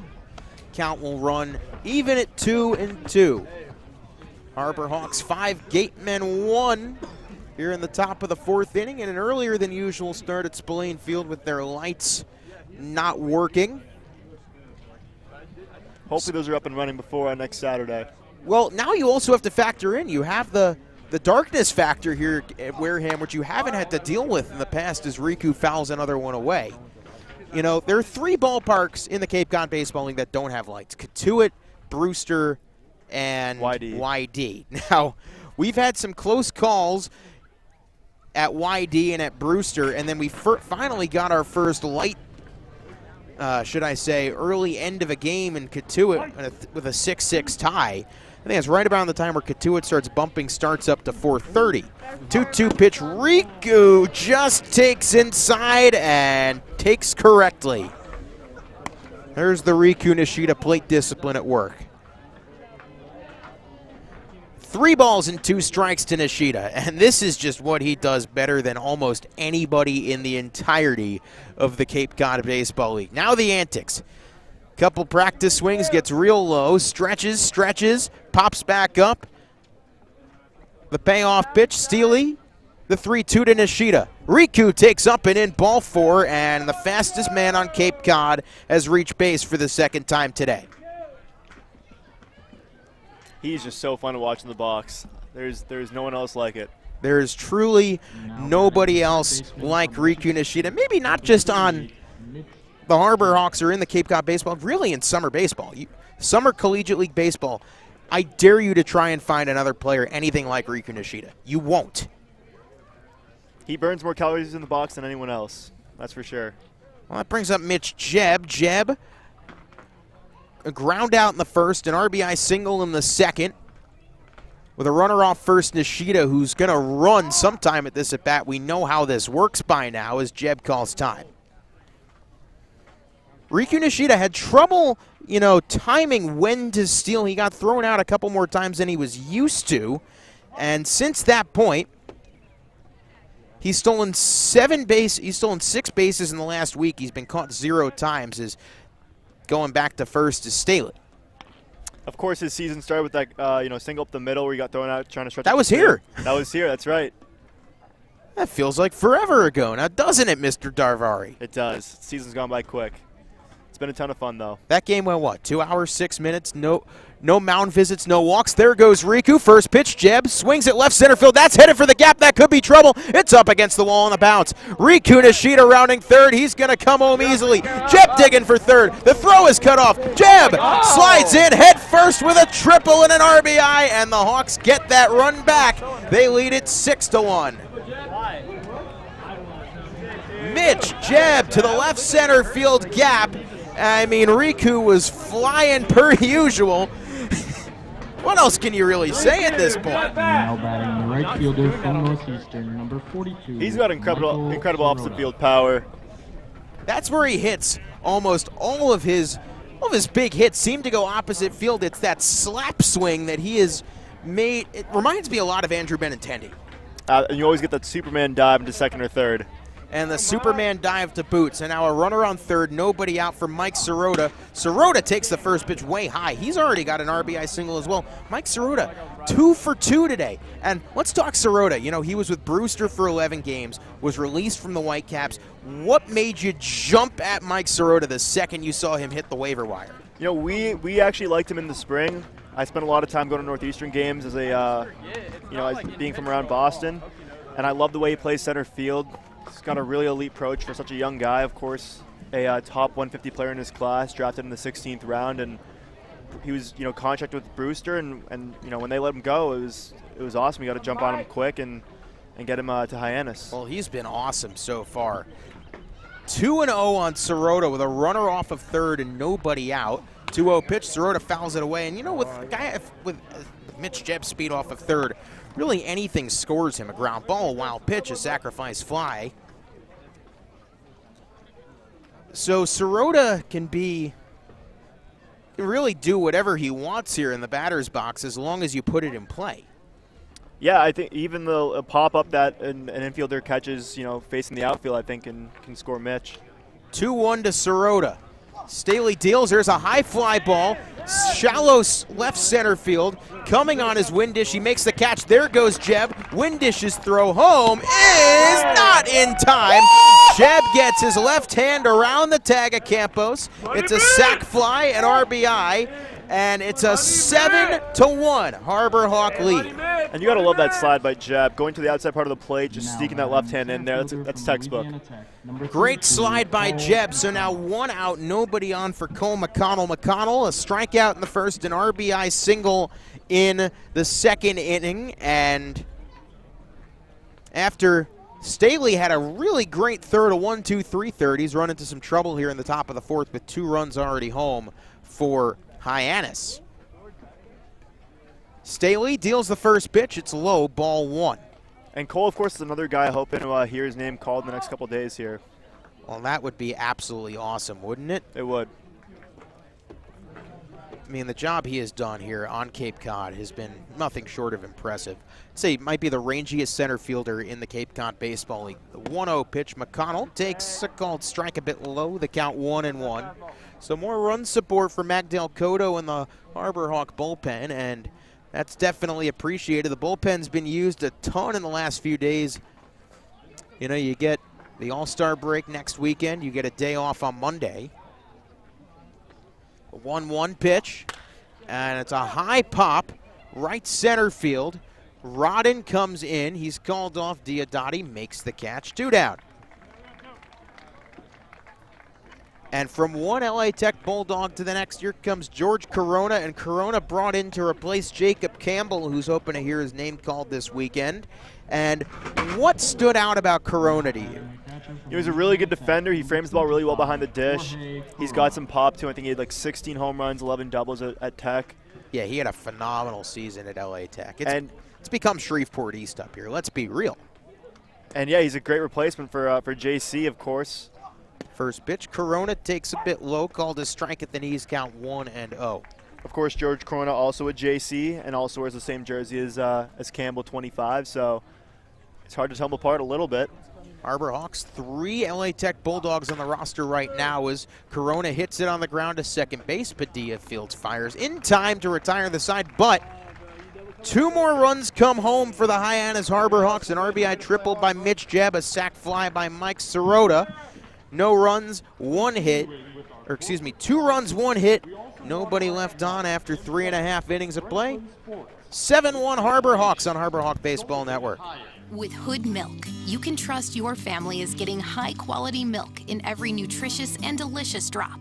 It begins here on farms that Hood selects, with farmers who uphold the highest standards and who pledge to never use artificial growth hormones. And you'll see that care continue right to your home with our Light Block bottle, which protects the fresh taste of your milk. At Hood, we never stop caring about our milk because you never stop caring about your family. Always good, always Hood. If you live here, fun is your thing. If you live here, tough is your thing. Smart is your thing. Caring is your thing. If you live in Massachusetts, community is your thing.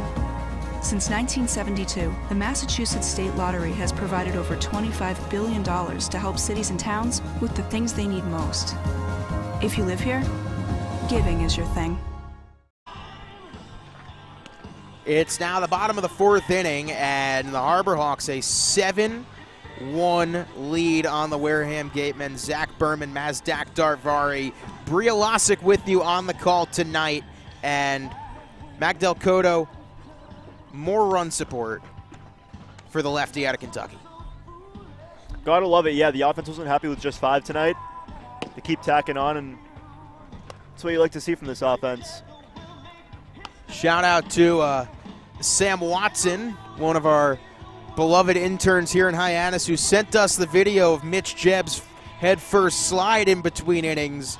And, I mean, he went full airborne. He's Superman. He's Superman. Mitch Jebb may, in fact, be Superman.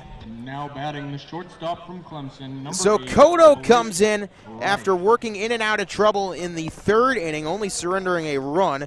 7, 8, and 9 in for Wareham, and that begins with Blake Wright, who flew out his only plate appearance in the 2nd inning. Yeah, Blake Wright's another guy that was fringe Team USA. He was on that short list of second basemen. First pitch to Blake Wright, and he lines it to center field. That's a base hit to lead off the bottom of the 4th for Blake Wright. Nice piece of hitting there. Now, you bring up Team USA as Brian Padilla steps to the plate. Did you see that they got in a brawl last night? I hesitate to call it a brawl, but now batting. Well, that's what bench clearing. Yeah, bench clearing for sure. Yeah, social media called it a brawl. That was a bit much, I thought. No punches were thrown. No punches were thrown, but they got barely in a shove. They got in a bench clearing, a little skirmish with Curacao. I don't know what started it. They accused Jacob Wilson of stealing signs, which I don't believe he was, and it didn't go over too well with that team. First pitch is a high pop, foul territory. Under it, George Corona makes the catch, 1 down. I believe it was Maui Ahuna that got accused of stealing signs. Oh, sorry, yes. You're right. KU's Maui Ahuna, who played a couple games for, I believe, Falmouth this past this season. That is correct, yes. Number 35, Devin. Yeah, so that became a little bit of something. Did Team USA win last night? They won. I think they won earlier today, so they got the bronze. Okay. So that brings up Devin Burks with 1 on and 1 out. And now that Team USA, their summer tournament is over, right? Correct. The 0-1, the first pitch swung on and missed by Burks. What are the odds, some of these Team USA guys that don't get drafted find themselves back on Cape Cod for the rest of the regular season for a lot of these teams, their playoff pushes? Yeah, Team USA exclusively takes pretty much, outside of a couple draft-eligible kids, they take no draft-eligible guys, just so that's not an issue. And I don't think many will come back. The arms almost definitely won't. Tanner Hall, who's signed with us since last September, maybe last August, said he's tired. He's thrown 116 innings this year, and a lot of those guys, after traveling to North Carolina, then internationally, just want to go home and see their families for a couple of weeks and before they go back to their schools. 1-1 pitch.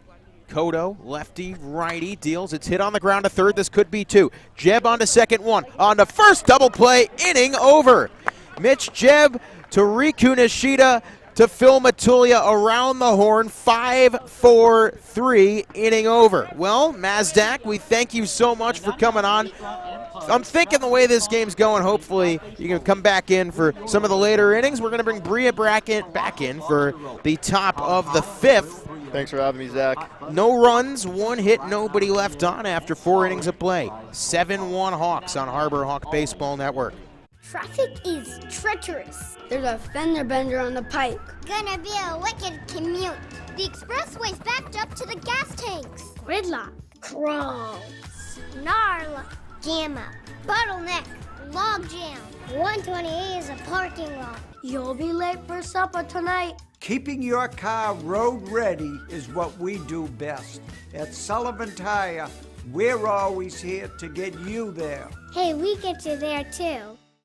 Having a 5G phone that's not on T-Mobile makes as much sense as playing ice hockey. Using pool noodles. Get out of the penalty box with 5G coverage like this. T-Mobile has more 5G bars in more places than anyone.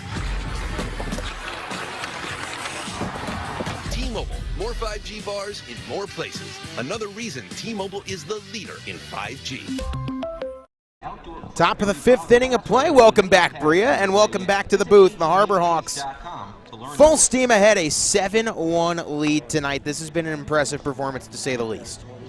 Yeah, definitely a bounce back from last night, losing to Falmouth 3-2. Almost came back in the 9th, but just couldn't get it done. But it's great to see all this run production already tonight.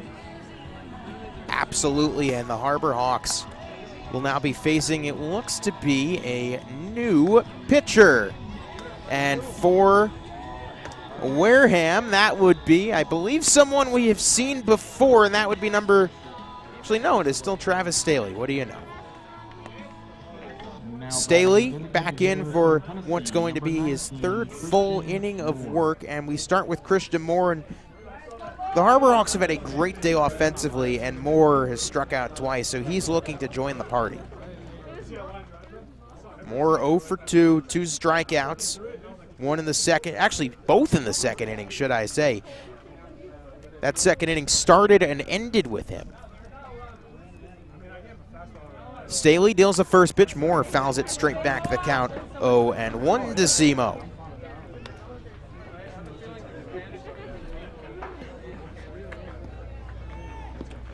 One strike, no balls, nobody out. Top of the 5th inning now from Spillane Field in Wareham, Massachusetts. The Harbor Hawks 7-1 lead. Staley deals the 0-1. Moore smacks it to right field. That could be trouble. It is caught on the run by Roden. Nice catch. Moore hit it well, but Alan Roden got on his horse and made the play. Nice running shoestring grab of sorts to bring up Dominic Patelli. Patelli, single run scored, stolen base tonight. He's 1 for 2 in this contest. Dom, lefty against the righty Staley. First pitch to Patelli, he takes a strike, fastball at the knees, count 0-1. Tito Flores in the on-deck circle. Patelli.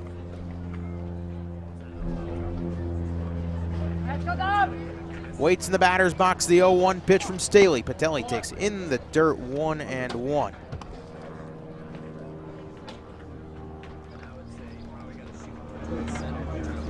One ball, one strike, one out, and more sounds of the ballpark here in Wareham.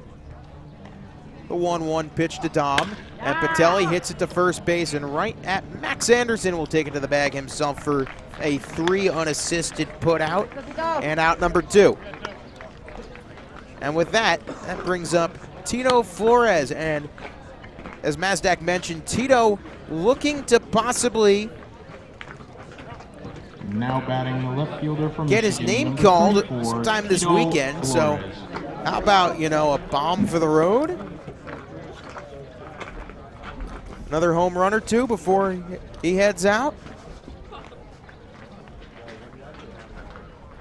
First pitch to Tito. Takes a breaking ball strike on the outside part of the plate, count 0-1. For a while there, Tito was one of the only Harbor Hawks with multiple home runs. No balls, 1 strike, 2 outs here. The Harbor Hawks do already have a home run tonight. That would be property of Phil Matulia, who is in the on-deck circle should Tito reach. Tito fouls it straight back into the netting. The count 0-2 to the Michigan man, Flores.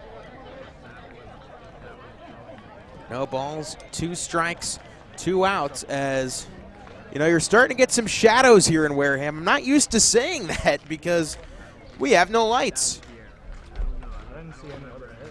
Well, we do have lights, they just don't work. The 0-2 to Tito Flores. Staley, righty to righty deals. And Tito Flores takes called strike 3. So 3 up, 3 down for the Hawks here in the top of the 5th. Let's go to the bottom of the 5th. 7-1 Hyannis on Harbor Hawk Baseball Network. Bronk, What up, TB? what do you think my next move should be? Give it to me straight. Maybe it's just time I hang him up. I got one word for you. Retirement. If you retire now, you're gonna be walking on soft sand in a week. Just come to Florida and feel the wind in your hair. Retirement is like winning another one. Maybe I'll even join you. On the Spotty Network, this is what Tom heard. If you retire now, you're soft and weak. Just come to Florida and win another one. Maybe I'll even join you. Just go win another one. Like it's that easy, Gronk. Maybe it is. I still feel like I have a lot to accomplish. My goal is to win one more. And Gronk's coming with me. I'm retired from retiring?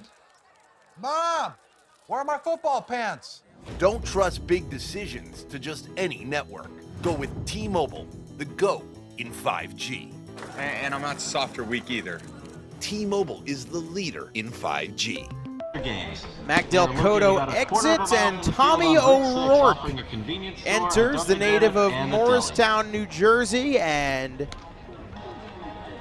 the pitcher for the Stanford Cardinal, O'Rourke, in 2 appearances. Well, that ERA, you know, it's inflated. With 1 bad outing, it sends your numbers to the moon, but that's not fully represented in how he's been. It was great against Chatham at 1 1/3, only allowed 1 hit and struck out 2, but in that Bourne loss, the one we don't talk about, you can sing it to the tune of We Don't Talk About Bruno, it's We Don't Talk About Bourne. Only gets through 1/3 of an inning, 5 hits, 5 earned runs. I don't know who screamed there. That was not me. Well, you mentioned the Bourne game, so I think that might have something to do with Power it. of a GMC. Test drive one today at Robertson's Oh, GMC. I'm sorry. Down on Cranberry Highway. Jump scare gets you sometimes. Even gets the best of us in the Now booth. pitching from Stanford, number 36. So Tommy O'Rourke enters, and he'll have to deal with a 1-2-3 Campos, Windish, Anderson. And yeah, the sun's starting to set, and for the first time really, I'd say pretty much ever at Spillane Field, you have to deal with maybe this game could get lighted out. Or lack of lighted out at that. Now batting the Well, you know catcher what's from Arizona State, significant number about 11, this appearance for Ryan Tommy Campbell. O'Rourke? Yes? It's his first one off the Cape. It is his first one off the Cape. That is true. Looking to build on what he did in Chatham on Wednesday night. Can't imagine they're going to have him throw that much since he did throw against the Anglers. We'll have to deal with Campos, who's 1 for 1 with a double and a walk and a first pitch strike to the ASU catcher.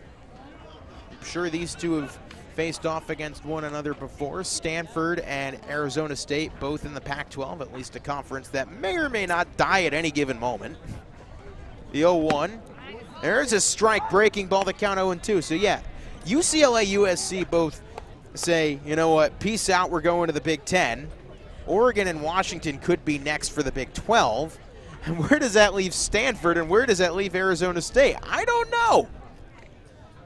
Realignment's something, isn't it? The 0-2, O'Rourke gets his signs, now time called.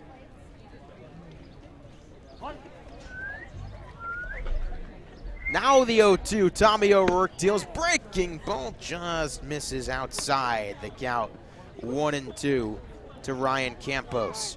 Last year for Bellingham in the West Coast League, an ERA of 135 for O'Rourke in 5 games, 4 of them starts. 1-2, swung on and weakly fouled off towards the third base side. It looked like for a second that he might have struck out, but no, Campos got just enough of it. 1 ball, 2 strikes, nobody out. Campos. Lefty against the righty O'Rourke, who deals, and it's weakly chopped in play, third base side. Jeb tries to barehand it, and it weakly chops off his hand and dies there. So see how they rule it, but now batting the left fielder from not North a play you Carolina typically see Greensboro, Jeb number miss and a 18, runner off at Hogan first. So Windish. Campos has reached all 3 times he's come up. And they're going to call that an infield hit, which I think is the right move. If you're trying to barehand a baseball, that typically means that it's a tough enough play. So Campos putting together a good day. Double, walk, single. And now O'Rourke's got a runner to contend with in Hogan Windish. Hogan Windish 0 for 1 with a ground out and a walk. First pitch, Windish takes low and away, ball 1. 1 ball, no strikes, nobody out here, 7-1. Hyannis over the Wareham Gatemen. Hyannis looking to keep pace with a Catuit team that is currently up 5-0. The 1-0, runner goes, swung on and missed. The throw to second base, it's well ahead of Campos, who's gunned out at second base. What a throw by George Corona. And now the threat is wiped out after a dot from the new Harbor Hawk catcher. I mean, that was just a spot-on throw from Corona right to Riku Nishida at second. He just receives it and just waiting for the runner to come to him. 1-1 pitch swung on and missed there. Now the count 1-2. Look, Wareham doesn't steal that much. I'm surprised they're trying to run, much less this down in the game. Campos has 2 stolen bags this year for Wareham. And the 1-2 pitch called strike 3. And in the words of our fellow broadcaster Drake Toll, good morning, good afternoon, and good night, Now Hogan batting the Windish, first 2 down. baseman from Nebraska, It's a number great pitch, the 15, breaking Matt ball, and he just Anderson. froze Hogan Windish. So it went from a runner on first and nobody out, has quickly gone to nobody on and 2 out for Max Anderson. First pitch, Anderson fouls it away, the count 0-1. That might have been the most effortless looking caught stealing we have seen from the Harbor Hawks all season. I don't know why Campos was running there. He didn't have that great of a jump. Pitch taken outside by Anderson, the count 1-1. And if you look at George Corona's defensive stats, didn't catch anybody stealing this past season at Louisiana Tech, or at least it doesn't have it listed on Baseball Reference. He did catch 2 guys stealing last season at Martha's Vineyard for the NECBL. That one fouled away by Anderson quickly. 2-1, or I believe it's 1-2. No, it is 2-1, excuse me. 2-1 to Anderson. O'Rourke, righty to righty, sits and deals the pitch. Yeah. Misses outside. Now the count runs 3-1 on Max Anderson. Anderson coming into this one with an average of 281. He is 1 for 2, a single and a strikeout. That one hit on the ground to second base. Patelli is going to make that look routine over to first in time for the out. So despite the leadoff single, 1-2-3, go the Gatemen here in the bottom of the 5th. No runs, 1 hit, nobody left on. After 5, the Harbor Hawks 7, the Wareham Gatemen 1 on the Harbor Hawk Baseball Network. My family earns respect. My family clears bases. My family breaks records. My family wins MVPs.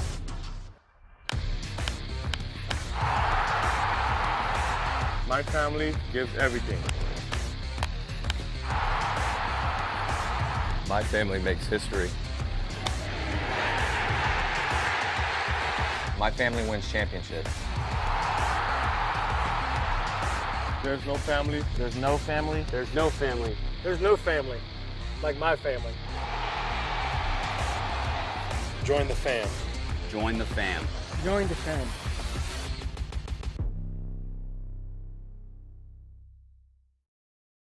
Hosted by the Well, it is the top of the 6th inning. The Harbor Hawks a 7-1 lead here on the Wareham Gatemen. It is still on Saturday, July Travis Staley's still in.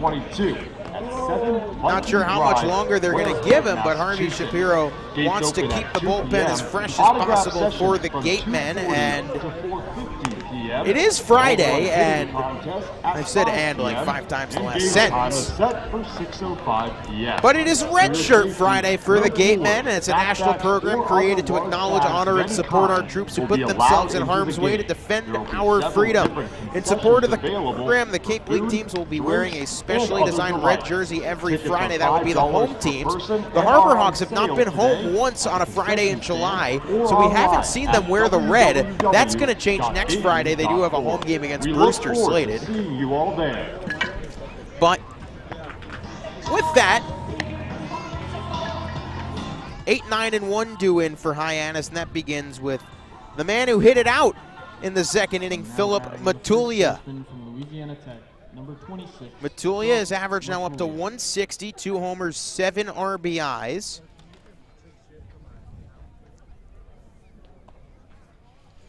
In against the righty Staley, who gets his signs from the catcher Campos.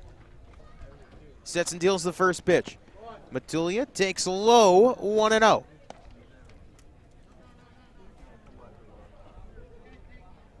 One ball, no strikes, nobody out. Harbor Hawks came into tonight first in the league with 130 runs scored, 7 runs, should do more than enough to add to that. Matulia takes low again, 2-0. Wareham not far behind them, though. Third with 118. It's really been the pitching that has been kind of the Achilles heel for the Gatemen. They've allowed the most hits in the league with 231. 2-0, Matulia takes low again, 3-1. You really don't want to walk someone with Riku Nishida in the on-deck circle, Bria. No, definitely not, especially with him having one of the best on-base percentages on the team and in the Cape League. 3-0 to Matulia. Staley deals, and there is a called strike on the inside part of the plate. The count 3-1.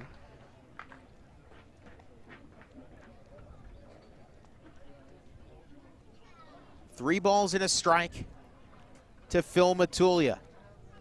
And Staley deals. Matulia hits it on the ground. Foul now. The count will run full to Phil. Big difference here for the Hawks. The Harbor Hawks lead the league in strikeouts from a pitching standpoint. Wareham 7th in the league. These two teams also allow a lot of home runs. Hyannis has allowed 19 homers. Wareham also has allowed 19 homers with Matulia's home run tonight. And now he's got a full count. The 3-2 payoff pitch. Matulia foul tips it into the glove of Campos. Strike 3, 1 down.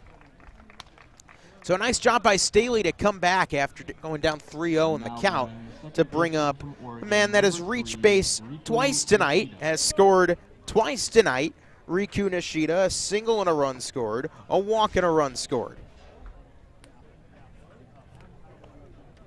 I mean, his on-base percentage is just, what, through the moon at this point. OBP now up to 371. Not bad. First pitch, Nishida takes inside corner, called a strike, count 0-1. For the first time in Riku's career, he's got more strikeouts than walks here, believe it or not. 13 strikeouts to 11 walks. Last summer with Cowlitz of the West Coast League, 31 walks to 16 strikeouts. The 0-1. Nishida takes just outside to bring the count to 1s across the board. Already 18 stolen bags for Nishida. None tonight because he's been running. Every time he's been running, the ball's been put in play. He scored from second, he scored from first. The 1-1, Nishida hits it on the ground to second base. Nice stab there by Padilla. The throw to first, it's wild, and it gets off the glove of Anderson. Nishida tripped on the way. Looks like, did his cleat just come off? I think it did. Yeah, Riku Nishida was running so hard that he ran right out of one of his cleats. He's okay, he's laughing it off. Well, the cleat's back on. Riku Nishida will stand at first. But he ran that out so hard, he ran right out of one of his cleats. Don't see that every day. Let's see how they rule it. It was a tough play by Padilla. It was a nice backhanded stab. The throw was a little bit wild. I can see that being scored in error. And that looks to be the case. Third error of the game for Wareham. And Riku Nishida stands at first base for Mitch Jebb. And Staley will do everything in his power to make sure that Riku doesn't try and run any further. Yes, scored an E4. Back to first goes Staley. Riku dives back ahead of the throw. Jebb, 2 for 3. Ground out in the first. RBI single in the second, then an RBI triple in the fourth inning. So he's halfway home to a cycle. First pitch. Or excuse me, that's taken low. Count now 2-1. And you're up 7-1. Mitch Jebb, 6 home runs this past spring at Michigan State. I would love to see him swing for the fences. Well, and you can see that wind in right field picking up once again. Last time I said that, Matulia hit it right there. Well, he almost hit one out yesterday. Under the warning track, Riku dives back again ahead of the throw. So we do stay 2-1 to the Harbor Hawk leadoff hitter, someone that will likely see Spillane field again as a member of the West Division All-Star team. 1-0 the count on Jebb. Staley out of the stretch. There goes Riku. The pitch taken for a called strike. Throw to second. Not in time. Riku Nishida, stolen base number 19 for him on the season. And I talked to Riku a couple weeks ago about what he's thinking when he's running the base pass. And he said, honestly, not much, because I don't think pitchers are paying attention to me. Zach, I think they better start. Actually, I'd prefer if pitchers didn't pay attention to Riku Nishida. It's more fun that way. Well, even if they are, it seems like they're not going to catch him anytime soon. Ball and a strike to Jebb. 1 out here, top of the 6th. The Harbor Hawks already up 7-1, looking to add more. Staley now looking off a second and deals the 1-1 pitch. Breaking ball nicely taken inside for Jebb. 2-1 the count on Money Mitch. Now 9 RBIs in the season with 2 added tonight. And I think Money Mitch has been picked up in the dugout. We heard it after the triple. Money Mitch, Money Mitch. Well, we're going to roll with that. 2-1 pitch to Jebb. He takes in the dirt 3-1, and you're not fooling Mitch Jebb with that. Mitch Jebb, not someone that strikes out a lot either, and he's already walked 13 times this season. He walked 38 times this spring at Michigan State. 3 balls and a strike, 1 out. The danger is Riku Nishida off of second base, already swiping 1 bag tonight. Staley checks off a second, now deals the 3-1. Jebb takes inside, ball 4. So the 2 fastest base runners on Cape Cod are on for Mike Sirota. And what plate discipline there from Jebb. So Sirota comes in, and he has had himself a great day. He is 2 for 2, 2 RBIs, an RBI single and a sacrifice fly, and now a meeting on the mound. And I wonder if this is it for Staley. He's through 3 2/3, or maybe they just talk this through. Looks like there's someone peeking behind the right field foul pole in a red jersey. Could we be seeing a pitching change here? Something tells me we're not going to. I don't think so either. Yeah, nobody's coming out of the bullpen for, or should I say, arm barn for the Gatemen, so I think they're going to leave Staley in. And, you know, you've reached that point in this season where, for both teams, guys are starting to leave. Guys are starting to get a lot of mileage on them when it comes to pitching, and it's a 7-1 game. You want to save as much of your bullpen as possible if you're Harvey Shapiro, but this is a risky decision because 7-1 is still a game that you could come back from. The Harbor Hawks have come back from crazy deficits before. The Gatemen can score at will. They've scored at will on the Hawks before, but you have to be careful, especially with these guys on the base paths. You allow 1-2 more runs and you factor in the lights, that could be night-night for Wareham. Now batting the right. Well, and it's also a really interesting decision because Staley doesn't usually go this long in his appearances. At Texas, he would usually average about 1 or 2 innings, and the most that he threw this past season was 3 2/3 against the Citadel. Well, Mike Sirota, like I mentioned, great day for him. 2 for 2 and a sac fly. First pitch, Sirota takes up and away, ball 1. I don't think you see the double steal here right now because of, where you are situationally. But, with Riku Nishida and Mitch Jebb on the base paths, you can never rule it out. 1-0. Staley's got his hands full on the base paths and checks off a second. You got to beware the balk as well here. 7-1 Hawks looking to add on to that lead, and Mike Sirota, who has quickly inserted himself into the heart and soul of this Harbor Hawk lineup, looking to add even more damage. 1-0 to Sirota. He takes low in the dirt, 2-0, and you also have to beware the wild pitch as well. And that's the advantage you have with two of these really, really fast base runners. They're not just fast, they're smart. They will make you pay if it's a bad throw back to a base, if it's a wild pitch. You can't beware Riku Nishida scoring from second base. It's always a possibility. 2-0 to Sirota. Staley checks off second and deals the pitch. Sirota checks his swing, fouls it straight back into the netting. The count 2-1. 2 balls, 1 strike, 1 out. Top of the 6th inning of play here from Spillane Field in Wareham. Zach Berman, Bria Lasek, Mazdak Darvari with you on the call tonight. Staley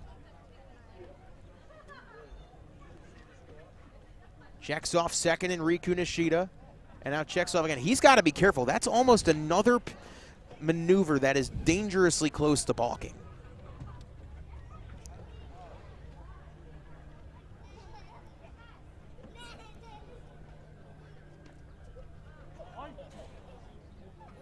Two balls and a strike. Checking off a second. Staley deals a pitch, a high fly ball deep to left, down the line, fair, it's gone. It is gone for a 3-run home run by Mike Sirota. I mean, have a day, Mike Sirota. He trots around the bases, and that's his 3rd hit, 1st home run as a Harbor Hawk. How do you like that? The power bat's alive and well, and the Harbor Hawks have opened up a 10 spot on the Gatemen here in the top of the 6th inning.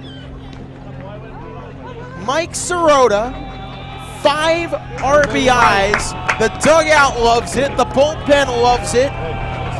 Well, that home run landed right in the bullpen. He hit it right where Rocco Pepe hit it on opening night. Little bit of a different game than that opener. Yeah, you'd say so. And now Staley will exit after going 3 2/3. We'll get you the numbers on him shortly. 3 2/3, 2 hits, 5 runs, 4 of them earned, 2 walks, 5 strikeouts. 10-1 Hyannis with only 1 out in the 6th. We're going to take a quick break on Harbor Hawk Baseball Network. What are you looking forward to? Adding a takeout window. And more locations. Paying off my student loans. Juggling my 4 small businesses and staying sane. Raising my allowance. Finishing my painting and starting the next one. Catching a keeper. Cashing anything. Making the most of my retirement. Checking my balance and hopefully having one. Whatever you want for your family, your business, or your community, talk to us at Cape Cod 5 because we're looking forward to helping you. This is your time to change your career, to advance your skills, to follow your dream.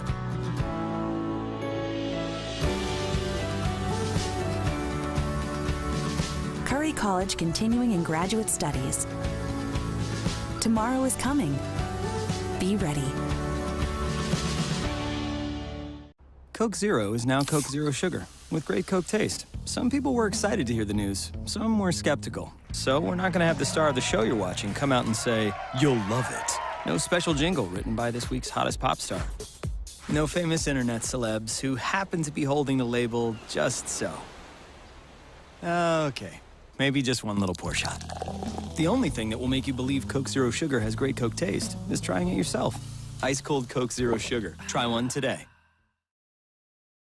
Well, I hope you're having fun tonight, Harbor Hawks fans. We're surely having fun here in the booth. Bobby Alcock enters the game for Wareham. A man we've seen pitch before, but we have a pinch hitter for the Harbor Hawks. Cole Mcconnell has been subbed with the Harbor Hawks up 10-1, and the new pinch hitter, a man that is familiar with the Cape League, not necessarily with the Harbor Hawks, and that would be Brendan Cumming, who spent 6 games with the Bourne Braves earlier this season, an average of 125. He was just activated by the Harbor Hawks today.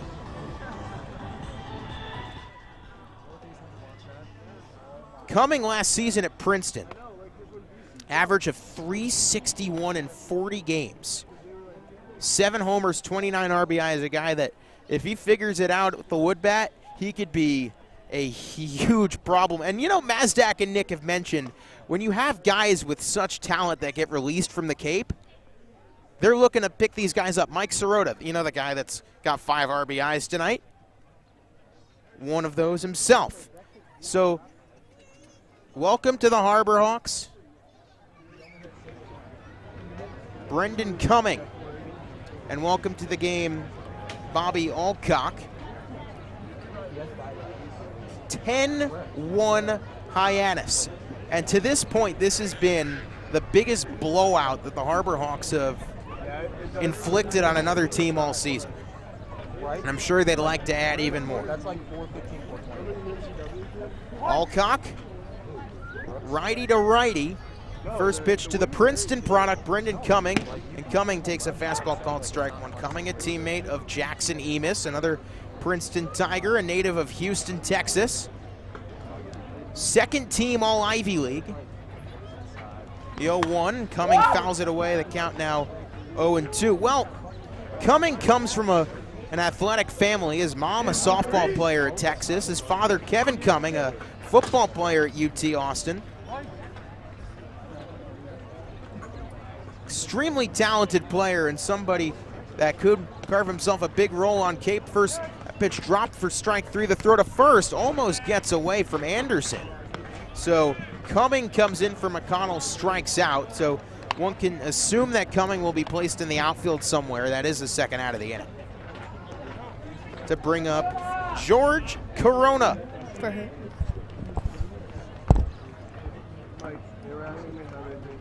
And now batting the catcher from Louisiana Tech, number 25, George Corona. Jorge Corona. In against Bobby Alcock out of Gardner-Webb. Alcock has pitched against Hyannis twice. He went 2 innings scoreless in the June 16th game as the first pitch taken low and away by Corona. The Harbor Hawks lost that game 11-5, and then he started the July 1st game against the Harbor Hawks where Hyannis won 6-1. He went 3 innings, 1 earned run as Corona fouls away the 1-0. 10-1 Hawks in the 6th inning.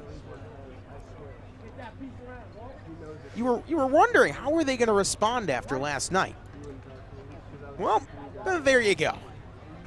The 1-1 pitch, Alcock deals, and that's line to left field, down for a hit in front of Windish.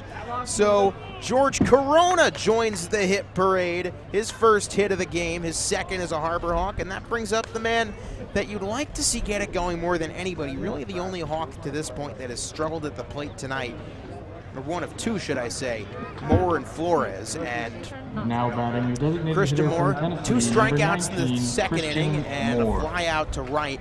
That was a good piece of hitting by Moore in the 5th inning. He just got robbed. Nice play by Rodden to rob him of a hit. Runner off of first, Corona. Alcock deals. First pitch, Simo takes a called strike on the outside corner, count 0-1. Harbor Hawks another 3 in this one. A 3-run homer by Mike Sirota. The big bop here in the top of the 6th. The 0-1 pitch taken high and away for ball 1 by Christian Moore. So yesterday, the Harbor Hawks in the game for the entire game, but get shut down by the Falmouth Commodore bullpen. And tonight, you can tell they were angry and they were waiting to come out to Spillane Field and mash, and they've done just that. Alcock deals the 1-1. Moore takes outside 2-1.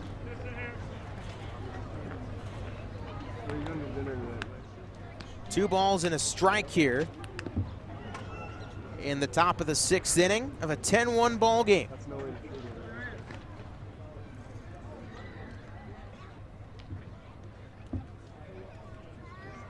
The 2-1 to Christian Moore. Alcock deals. Moore takes high 3-1. 3 balls and a strike now. The last time we were here, Christian Moore walked 4 times in that game. And he's one more ball from becoming the 8th Harbor Hawk out of the 9 in the starting lineup to reach tonight. 3-1 to Moore. Alcock deals, and Moore takes a fastball outside corner called strike. The count now 3-2 on the Tennessee Volunteer. He can play outfield, he can play infield tonight. He's DHing. With Rocco Pepe and Nolan, Rocco Pepe, Pancho Ruiz, Nolan Shonwell getting the night off. 3 balls, 2 strikes, 2 outs. Alcock deals the payoff, and Moore swings and misses. Christian Moore, his 3rd strikeout of the game, but a 3-run homer by Mike Sirota does more damage, and the Harbor Hawks a 10-1 lead through 5.5 innings of play. Providing families and business. With Hood Milk, you can trust your family is getting high-quality milk in every nutritious and delicious drop. It begins here on farms that Hood selects, with farmers who uphold the highest standards and who pledge to never use artificial growth hormones. And you'll see that care continue right to your home with our Light Block bottle, which protects the fresh taste of your milk. At Hood, we never stop caring about our milk because you never stop caring about your family. Always good, always Hood. Gannon's Tavern is the home of incredible wings, handcrafted cocktails, ice-cold beer, and Keno. Their innovative tavern menu features seafood, great sandwiches, steaks grilled to perfection, and stunning specialty dishes. There's no better place to watch your favorite New England pro football team than Gannon's Tavern, in their large bar or outside on their covered deck, complete with TV and sound. Gannon's Tavern, 959 Burses Way, Hyannis. Like them on Facebook and Instagram. See you soon at Gannon's Tavern. Well, this has been quite fun now, hasn't it? 10-1. Your score here in the bottom of the 6th inning from a Spillane Field sans lights. So you're racing against the sun as well. Well, I don't think the Harbor Hawks are too concerned with that. I don't think so either. Tommy O'Rourke in for his 2nd inning of work. He looked good in the last one, and it's been fun calling this game, and, you know, it's also pretty fun to shout out T-Mobile, and they're proud to sponsor the Cape Cod Baseball League. They are committed to serving those who serve, and that's why they go above and beyond for our active duty military and veterans. Visit your neighborhood T-Mobile store or T-Mobile.com to learn more. Now batting the right fielder from Creighton, number 30, Alan Roden. So Alan Roden comes to the plate.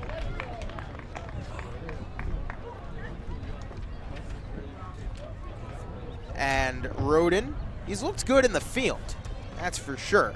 At the plate today, he's got an RBI fielder's choice and a flyout in his 2 plate appearances. First pitch from Tommy O'Rourke, fastball called strike.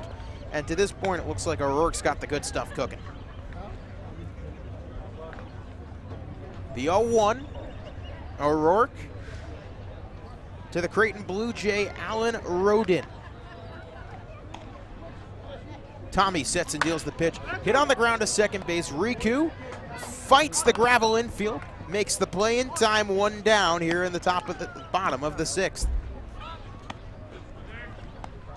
Little scoreboard check action for you. Katuitt, a 5-1 lead over Brewster. So with the way the scores are going tonight, we can say go Whitecaps. If Brewster somehow comes back and the Harbor Hawks hold this lead, the Harbor Hawks will jump Katuitt for first place in the division.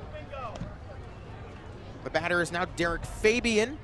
First pitch to Fabian, taken low and away for ball 1. Big day, as Mazdak Darvari mentioned, for the Fabian family. His brother Judd is expected to hear his name called pretty early on Sunday. 1-0 to Derek Fabian, who's 0 for 2 today, a fly out and a line out. Fabian fouls it back to the count 1-1 here to the third baseman, University of Florida product.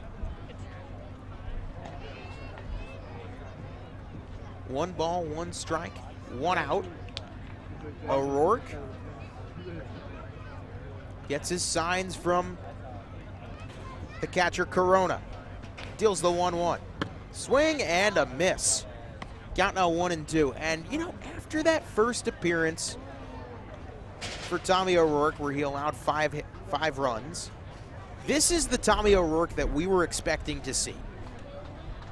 Right now looking borderline dominant. The 1-2 pitch, it's hit on the ground, and it knocked something over right in front of the Harbor Hawk dugout. I'm not sure what it was, but it knocked something over.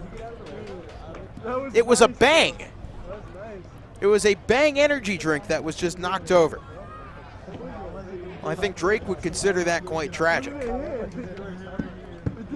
So would starter Magdal Cotto.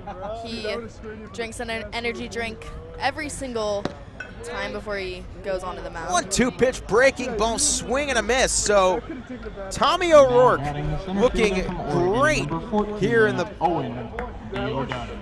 bottom of the 6th inning as Owen Diodati, the last man standing, and Diodati, a walk and a strikeout tonight. Diodati hits it on the ground to second base. Riku goes to the ground, almost loses it, picks it up, bare hand, flips, not in time. Curious to see how they score that, but either way, Diodati reaches. Now batting the shortstop from Clemson, number 8, Blake Wright.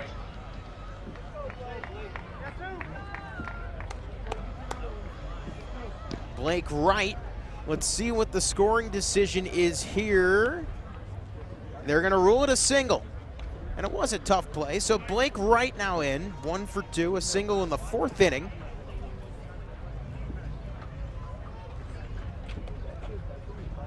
O'Rourke now working fast, first pitch missed outside, ball 1.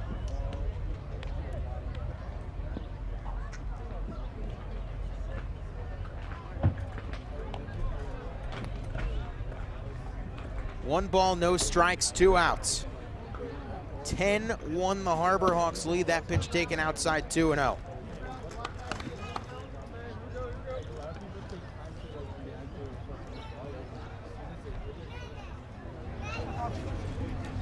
Two balls, no strikes, 2 outs, and the Harbor Hawks looking to probably have one of the more, I'd say, drama-free games of the season thus far, as the pitch is called a strike on the 2-0 to Blake Wright. Now the count 2-1.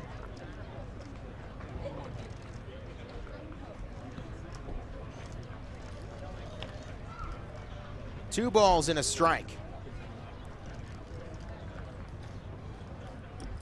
The pitch, that's lined to center field. That's down for a base hit in front of the new center fielder Cumming. So with 2 outs, 2 straight singles from the Gatemen, and this game ain't quite over yet with the number 8 hitter Brian Padilla coming in.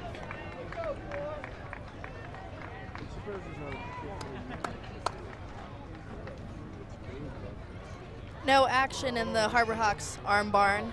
They're trusting O'Rourke to get out of this one with 2 outs.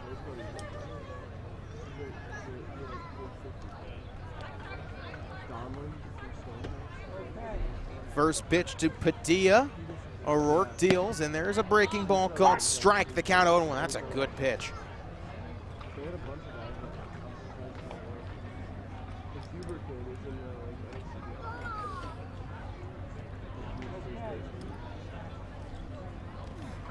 Pitch taken in the dirt now. It's now a 1-1 to Padilla.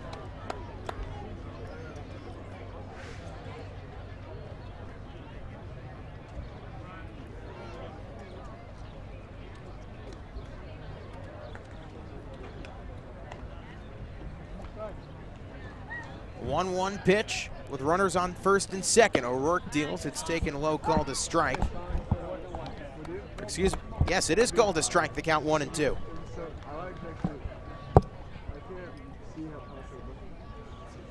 You know what I mean? 1 ball, 2 strikes, 2 outs. O'Rourke deals. Pitch is just missing on the outside part of the plate. Not sure where that one didn't get it. Yeah, that outside corner has not been called much today.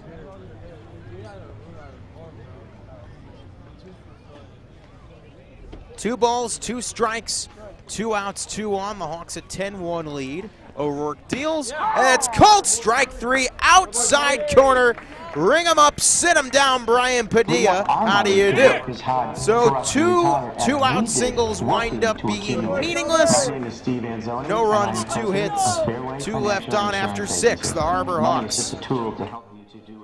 A big lead here on Harbor Hawk Baseball Network. You need a partner, not just an agent. For over 50 years, Gibson Sotheby's International Realty has set the standard in excellence and performance. A seasoned team that has thrived throughout all markets. Our agents live and work in your neighborhood and understand you. We are over 170 agents strong, backed by an in-house marketing team and global reach that is second to none. From studios to penthouses, purchasing to renting, our team provides unparalleled real estate services. This is your time to change your career, to advance your skills, to follow your dream.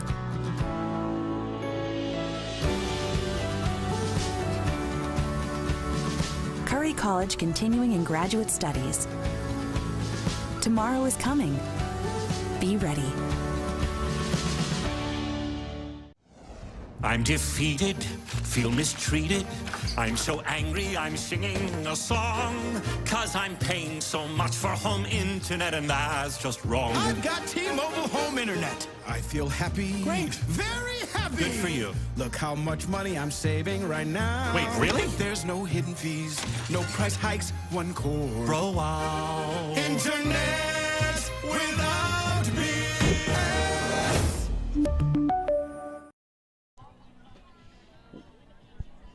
Well, it's the top of the 7th inning. I know we have 6 viewers on our YouTube channel right now. Yes, that would be 6 viewers, and if you're, oh, it's up to now 9 viewers. So if you are one of the 9 viewers left watching on YouTube, you're pretty lucky, and if you're feeling lucky, you should also play the Massachusetts State Lottery. It's a proud sponsor of the Cape Cod Baseball League. The Massachusetts State Lottery is celebrating the games we love playing. From the baseball diamond to the many lottery games that help support all 351 cities and towns across the Commonwealth. So here's to 50 years of winning and 50 now more. batting shortstop from Miami, number 5, Dominic Pitelli. The Hawks are winning 10-1. Zach Berman, Bria Losick, Mazdak Darvari with you tonight. And we begin with Dominic Pitelli, who has had another productive day. Pitelli hits the first pitch on the ground to second base. Padilla fields, fires in time. 1 pitch, 1 out here in the top of the 7th inning. Both teams have had a lot of hits. The Harbor Hawks 10 runs, 10 hits, 1 error. Bria, Wareham has 7 hits. It's just a matter of what they've done with them. Now batting the left fielder from Michigan, number 34, Tito Flores. The batter is Tito Flores, also 0 for 3 on the night. Fly out, strikeout.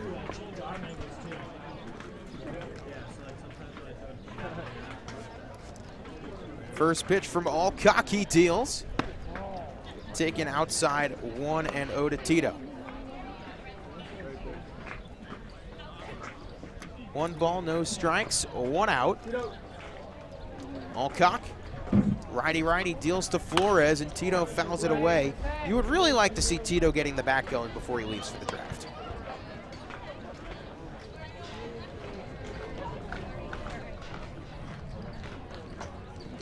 One ball, 1 strike, 1 out.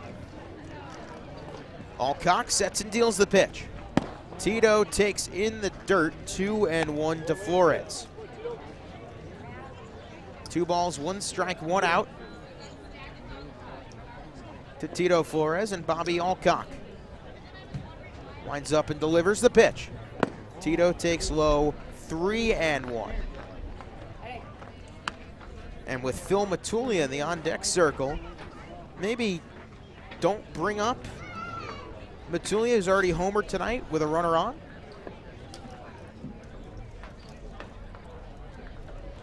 Three balls and a strike, and Tito Flores takes up high, ball 4. So 8 out of the 9 Harbor Hawks that have started tonight have reached base. A good at bat from Flores. Yeah, that's really good to see from Tito. Lately, he's been struggling with the strikeout, so it's good to see him be selective. So now 1 on, 1 out for Philip Matulia. Matulia 1 for 3, but that one, a big one, a 2-run home run that started the scoring. First pitch, Matulia fouls it straight back of the count, 0-1. Well, tonight's been fun up to this point. Tomorrow night, the Harbor Hawks will be in Orleans.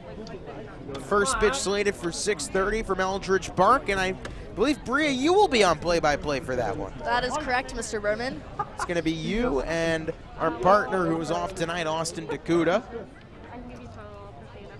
And look at this, Tito is going, and he's going to get in without a throw. Yeah! And the dugout loves it. Hey, you got to that bit.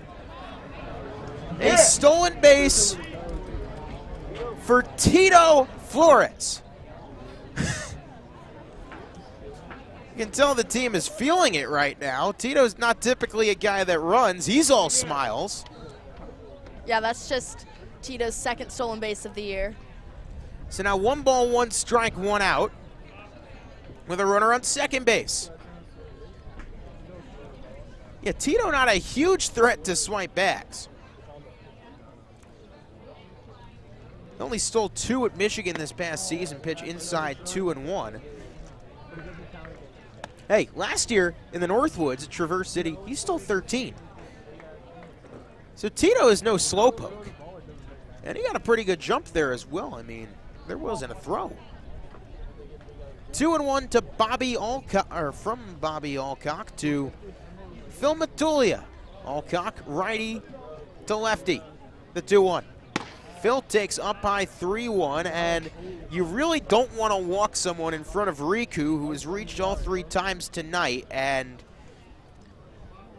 at this point, the Harbor Hawks are seemingly just inflicting all the anger that was inflicted on them in that last meeting time these two teams met. This Harbor Hawk team playing angry. The 3-1 pitch is taken up high. Ball 4. Matulia walks, and now Riku Nishida, 2 on, 1 out. And the Harbor Hawks have a chance to put the nail in the coffin here. Now batting the second base. How about the plate discipline from Phil Matulia? Yeah, that's also really great to see. Phil's still someone kind of coming around batting-wise, and so far he's had a great game. So Riku Nishida, 1 for 2 on the night, but he has reached base all 3 times. A single, a walk, and a reach on an error. He's also scored 3 times tonight. On an RBI single, an RBI triple, and a 3-run homer. The first pitch, Riku takes up high. How about these plate discipline watching the ball Harbor Hawks tonight?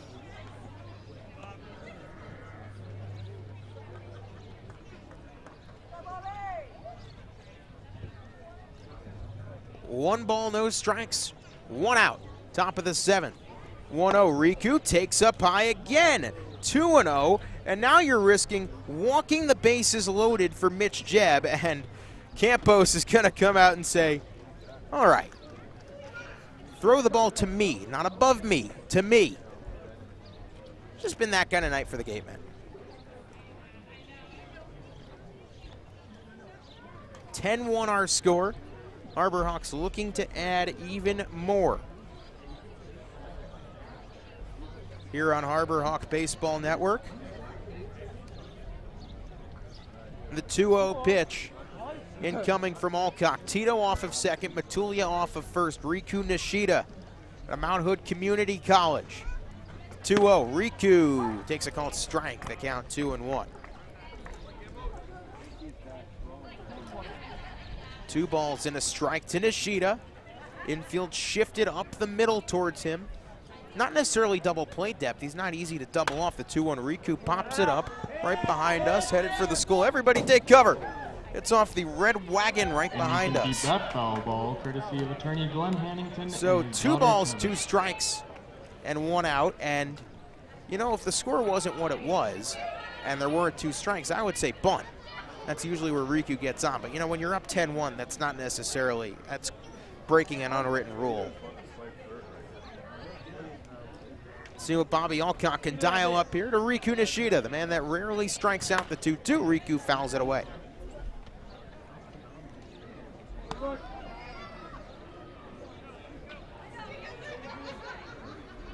Two balls, 2 strikes, 1 out.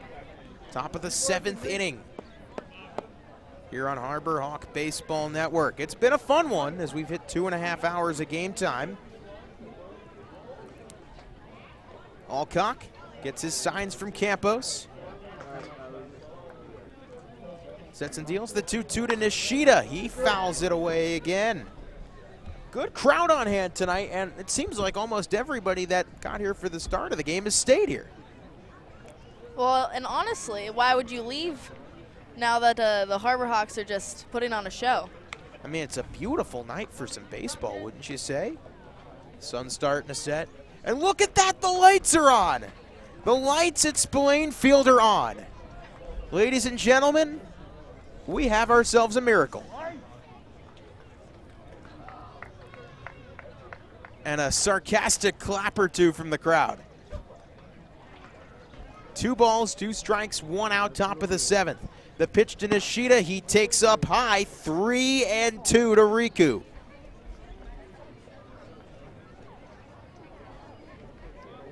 Three balls, 2 strikes, 1 out here in the top of the 7th inning. Alcock looking to avoid walking the bases loaded. The pitch. Up high, ball 4, and they're loaded for Mitch Jebb. And at this point, you're just going to keep Bobby Alcock in the game. You don't want to burn any more of your arms in a game this out of hand for Wareham. Maybe do we see another Jack Hausinger situation, a position player pitching? You might. I mean, we certainly might. The Harbor Hawks have seen that as well. Philip Matulia got his first appearance on the bump a couple nights ago. So Mitch Jebb with the bases loaded on walks steps in, and he has been fantastic tonight. First pitch, a called strike to Jebb. Jebb has reached base 3 out of the 4 times. A ground out in the first, an RBI single in the second, an RBI triple in the 4th, and a walk in the 6th. I mean, what more could you ask? 3 runs scored by Jebb. 0-1, Jebb, high fly ball, right center field. That's at least getting a run in. Coming on and making the catch is the right fielder Rodin. Tagging and scoring is Tito Flores. It's a sacrifice fly for Mitch Jebb. His 3rd RBI of the game, and the Harbor Hawks an 11-1 lead. And I believe that's the highest run total they've had all season. Now batting the right fielder for Northeastern, number 42, Michael Sirota. So Mike Sirota, who homered his last time up, his first home run as a Harbor Hawk, his first home run on Cape Cod this summer. I believe you mean off Cape Cod. Off Cape Cod, you'd be correct. With runners on 1st and 2nd and 2 outs, he's already got 5 RBIs today. Sirota goes first pitch swinging, definitely feeling confident, pops it just foul. Count 0-1, so Sirota, single in the 1st, RBI single in the 2nd, sacrifice fly in the 4th, 3-run homer in the 6th. 5 RBIs, he's 3 for 4. He has been awesome, and if this is a sign of things to come for Mike Sirota and what the Harbor Hawks can expect out of him down the stretch, well, that's something to get really excited about. I know he is. I don't like to tell him. And with so many teams losing players to the draft and to Team USA, you know, you see some of that production go down, but it's only going up for the Harbor Hawks. Mike Sirota takes ball 1 a bit low. 1 ball, 1 strike. The Harbor Hawks an 11-1 lead.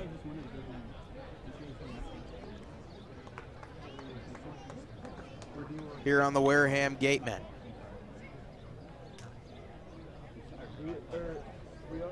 The 1-1. Alcock deals and pitch taken up high by Sirota. The count 2-1. 3 straight walks started the inning. Tito Flores came home on a sacrifice fly by Mitch Jebb. 2 balls, 1 strike, 2 outs to the number 2 hitter in the lineup, Mike Sirota. Out of Northeastern, the pitch, Sirota swings and misses. The count 2-2. He's put the ball in play every time tonight.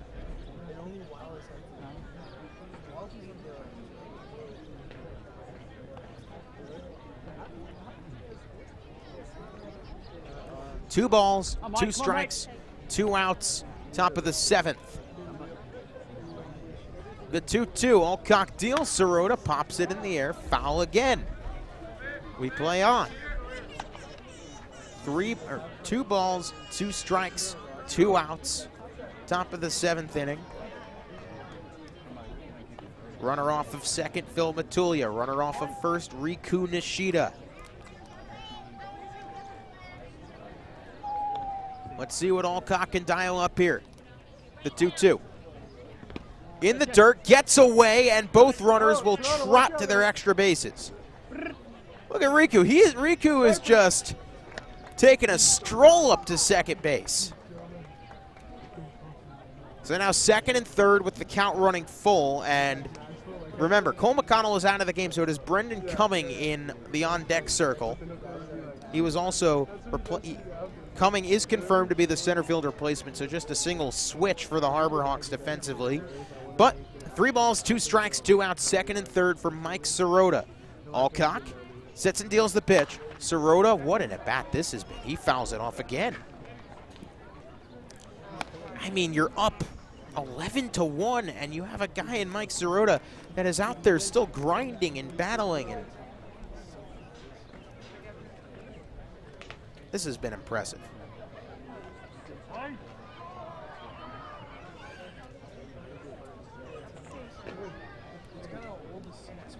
Payoff pitch, the 3-2. And it's taken up and away, ball 4, the 4th walk of the inning for Wareham, and the conga line continues. So now the pinch hitter turns center fielder number 13, Brendan Cumming in with the bases loaded.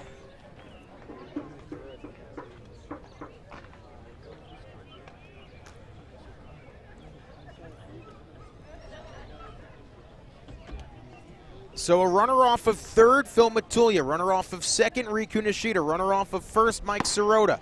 First pitch, outside, ball 1. 4 walks this inning, and that's not something you want. It almost feels oddly similar to the nightmare game against Bourne a couple days ago. You know, Zach, you really have to stop bringing that up. Okay. I think the Harbor Hawks have shown they've moved past it. 1-0, outside, 2-0. This has been probably the best plate discipline we've seen all season from the Hawks. They've walked 7 times tonight. And ahead 2-0, and the count is coming.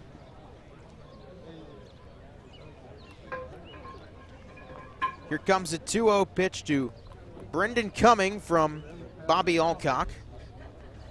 And the pitch. Cumming takes a called strike outside corner, the count 2-1. Cumming 3 RBIs in 5 games at Bourne this season. So if he knocks any of these runs in, it wouldn't be his first RBIs in the Cape Cod Baseball League. 2-1 to Cumming. High fly ball left field. Drifting back, Windish, still going back, and it gets over his glove and off the wall. That might clear the bases. It's going to clear the bases. All 3 runs will score. Hogan Windish was looking for the ball. He seemed to be under it, and it just landed to the right of his glove. Let's see how they rule it. Assuming it's a 3-run double, that is going to be my guess. No, they're going to rule it an error. They're going to rule it an E7, and with that, a 14-1 lead. Well, you don't really see an E7 very often. No, you don't. That ball had a lot of carry on it, and Windish seemed to be under it. He drifted back, and then he looked up, and it landed to the left of him.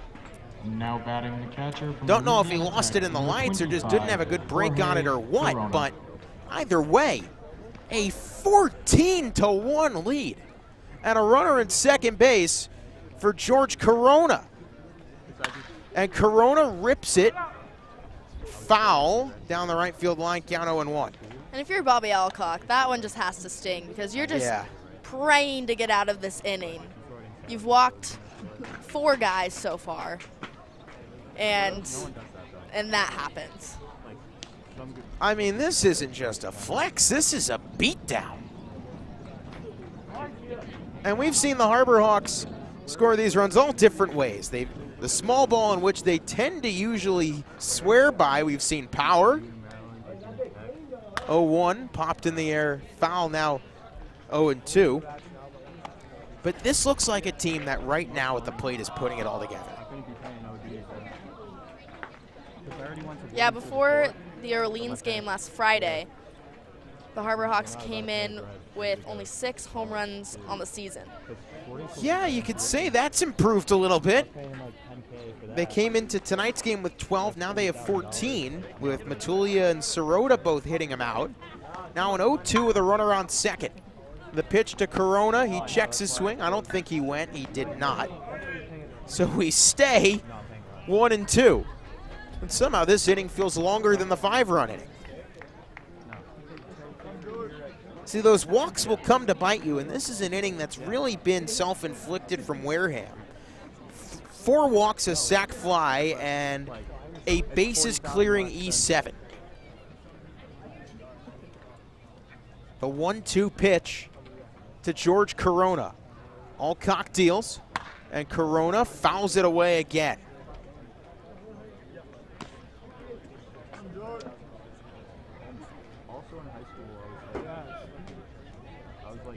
One ball, 2 strikes, 2 outs. We don't have to worry about getting darked out here in Wareham as the lights are now on. Is darked? I don't know if it's a word. Is that a I don't know if it's a Not sure. Not sure. I'm inventing words here. It's a 14-1 game. The 1-2 pitch, Alcock deals. It's low, 2-2. So my number. Well, yeah, that was the logic, but. 2 balls, 2 strikes, 2 outs, top of the 7th inning. It's only the 7th inning. And the Harbor Hawks have eclipsed their single game high for runs scored with 14. The 2-2. High 3-2. No, there was no way I would have gotten it. 3 balls, 2 strikes, 2 outs. Here in the top of the 7th. Alcock out of Gardner-Webb. Sets and deals the payoff pitch. And it's lined to center field, up the middle, through for a base hit. Rounding third, Cumming. He's coming home, and he's going to score and make it 15-1. George Corona, his first RBI on Cape Cod, or should I say off Cape Cod. His first RBI as a Harbor Hawk.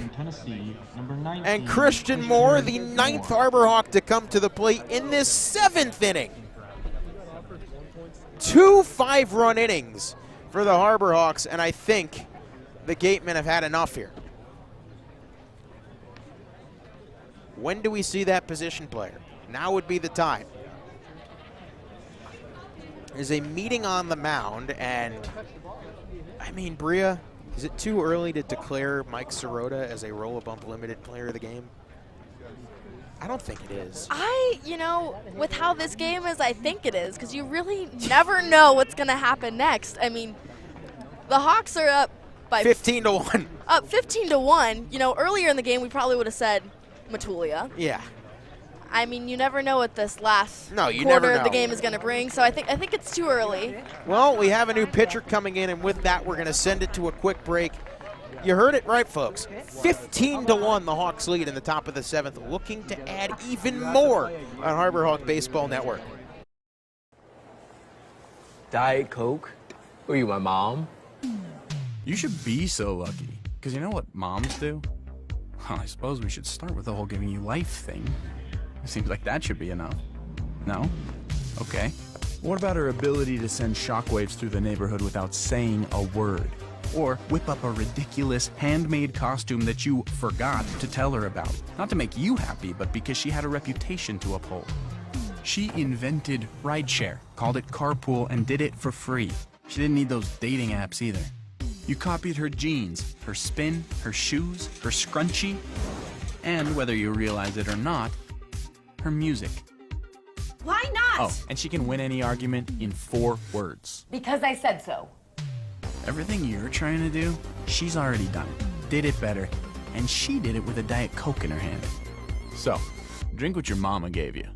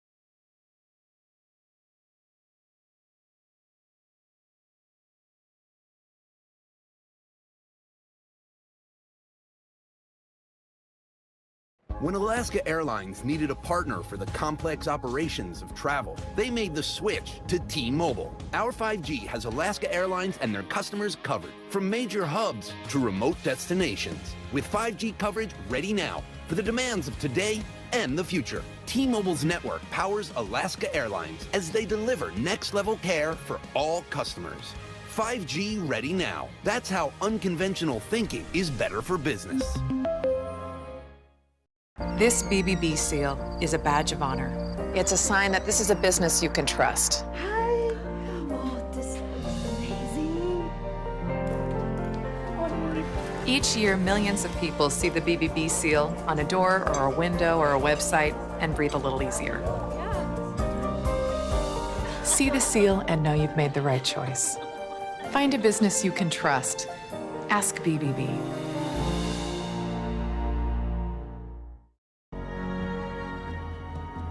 If you live here, fun is your thing. If you live here, tough is your thing. Smart is your thing. Caring is your thing. If you live in Massachusetts, community is your thing. Since 1972, the Massachusetts State Lottery has provided over $25 billion to help cities and towns with the things they need most. If you live here, giving is your thing. That chip on the shoulder, that started at a very, very young age. People's expectations are, they're cool, they're fun, but mine are bigger.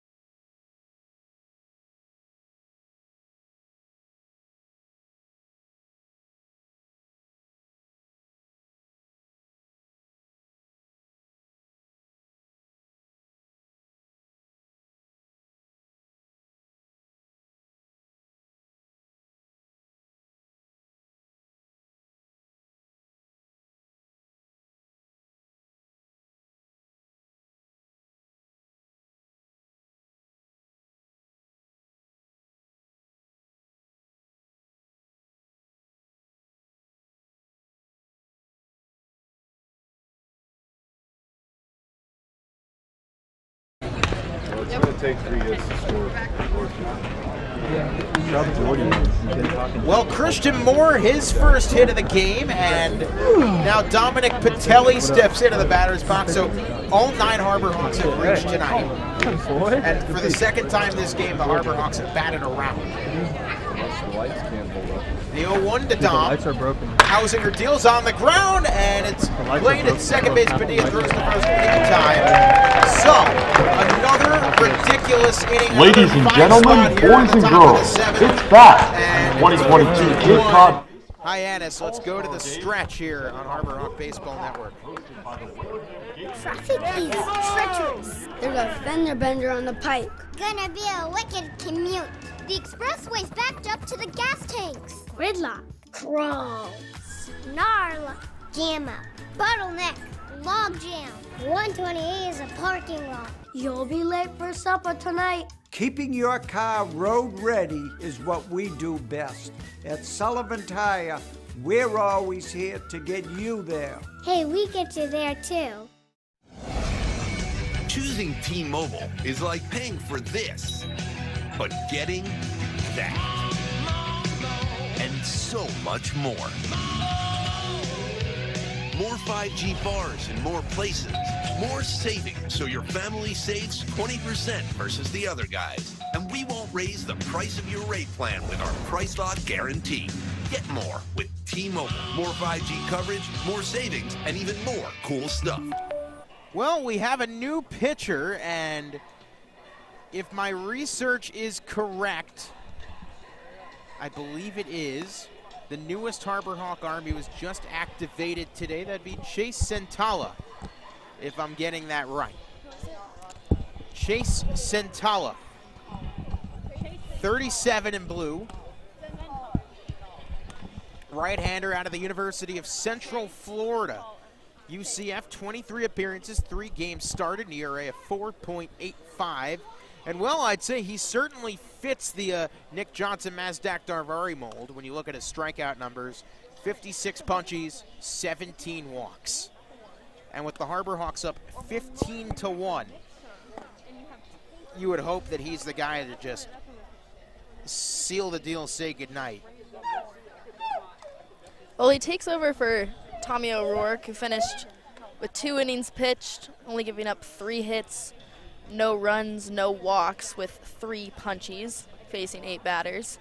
And how about that performance from O'Rourke? He's had his ups and downs, but I would say this has been his best outing yet. Well, because Cotto only went 4, O'Rourke gets the 5th, so barring the greatest comeback in Cape League history, O'Rourke is going to get credited with the win.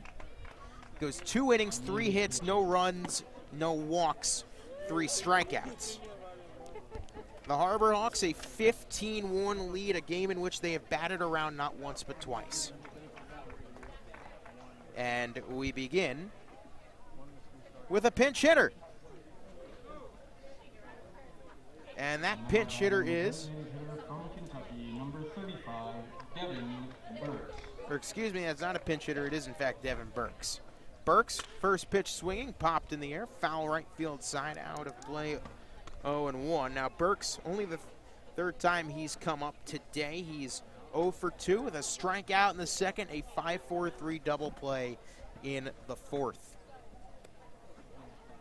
Centala stands at 6'1", throws from the right-hand side.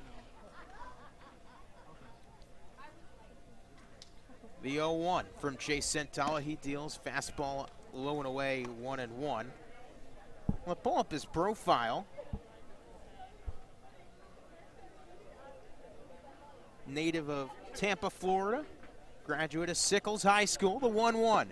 Breaking ball called a strikeout, 1-2.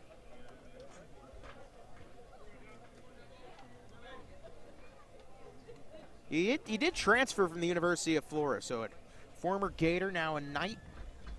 Went down I-75 and then down the turnpike from Gainesville to Orlando. The 1-2 pitch is in the dirt, 2-2. 2 activations today for the Hawks, Brennan Cumming and Chase Centala. 1 ball, 2 strikes, nobody out. Centala deals. Pitch is taken low, 2-2. It will be Burks, Campos, and Windish. Yes, we have reached that point where once again at Spillane Field, Jack Hausinger is pitching against the Hyannis Harbor Hawks. 2-2, did he go around? They say yes he did, strike 3. So Chase Santala, his first punch out in the Cape Cod Baseball League. His first punch out, not on Cape Cod, but awfully close to Cape Cod. Good breaking ball there, Bria. Catcher from Arizona State, number 11, Ryan Campos. So Ryan Campos, who despite an otherwise gloomy day for the Gatemen, has been great at the dish at least. He's reached base all 3 times tonight. He's 2 for 2 with a walk, a double and a single. Campos batting from the left-hand side. First pitch from Santala, he deals. That's a little bit up and in. Fastball 1-0 on Ryan Campos.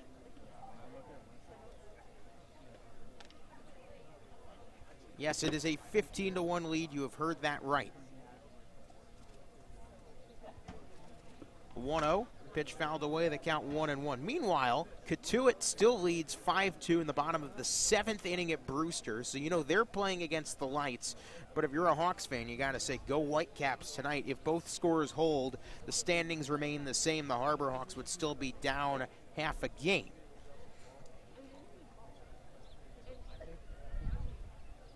One pitch is in the dirt, 2-1. Meanwhile, another game that definitely is of much importance to the Hyannis Harbor Hawks. The Bourne Braves are only a game back of Hyannis after a walk-off grand slam last night. Thankfully, the team that beat the Hawks last night, Falmouth, a 4-1 lead over Bourne in the top of the 7th. I'm sure the Hawks would like the Commodores to finish the job, give them a little bit of breathing room. The 2-1, a little bit inside, 3-1 to Campos.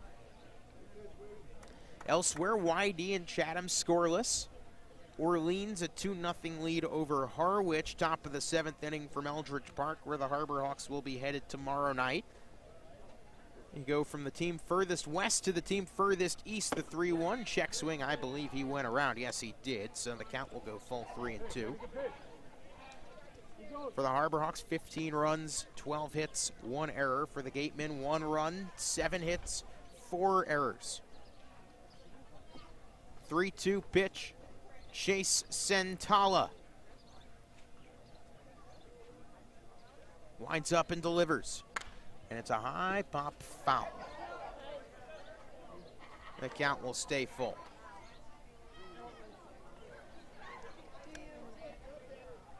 Harbor Hawks have used 3 pitchers tonight. Magdale Cotto started the game, 4 innings, 4 hits, 1 run. It was not earned. 3 walks, 3 strikeouts. O'Rourke follows 2 innings, 3 hits, no runs, no walks, 3 strikeouts. And now Chase Santala, the 3-2. Fouled off again. Nice at bat here from Ryan Campos, who has been a lone big bright spot in this Gatemen lineup. 3-2 yet again. I don't know why it was in my car. I think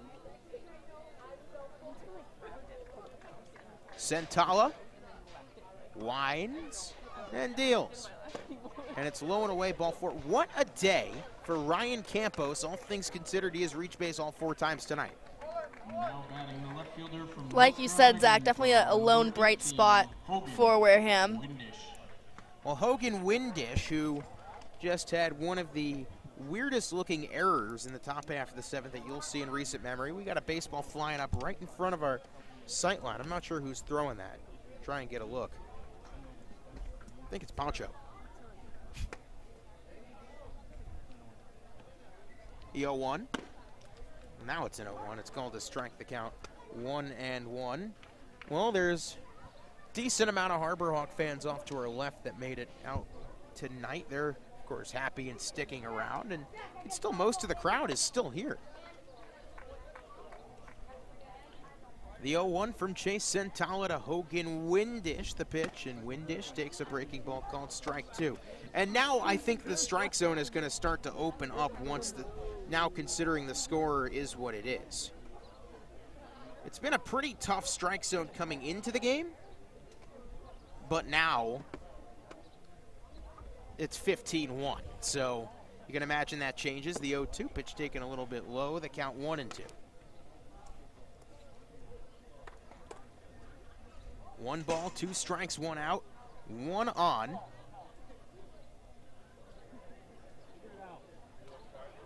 As now time is called, and I think that that took out a net, the net that protects the Harbor Hawk dugout from errant foul balls that took out. So yeah, look, the net does his job there.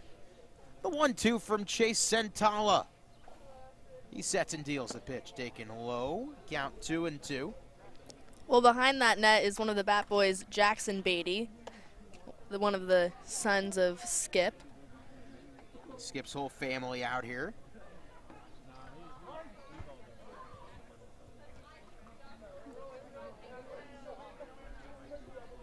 Two balls, 2 strikes, 1 out, bottom 7th. Sentala deals, it's hit on a line, base hit to left field.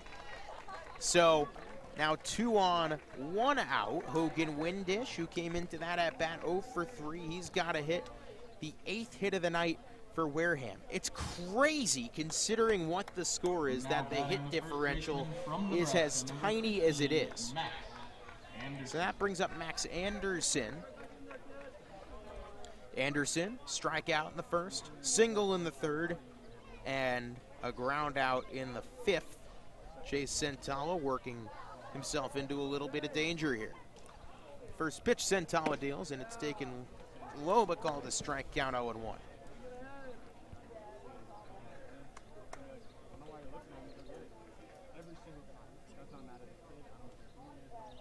No balls and a strike.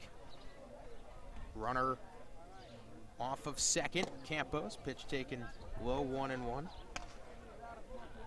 Runner off of first, Windish. As it's so quiet here, you can hear the birds chirping. Harbor Hawk bats have not been quiet tonight. They've dropped a season-high 15 runs on the Gatemen as the pitch taken outside by Anderson, the count 2-1. As now George Corona will step onto the mound and have a chatski with Chase Sentala. Chatski. That's a new word, too. Hey, I've used that a couple times this season. Well, I mean, it should be. Look at all the lights.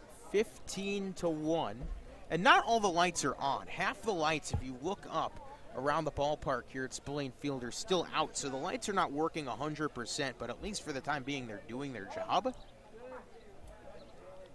I still haven't seen what happened that triggered the lights to go out against Chatham. The 2-1, the bat explodes, and then the ball goes right over the glove of Riku. Patelli saves it at second, now throws home, and the play at the plate is in time, and that is an absolutely ridiculous play by Dominic Patelli. Oh my goodness.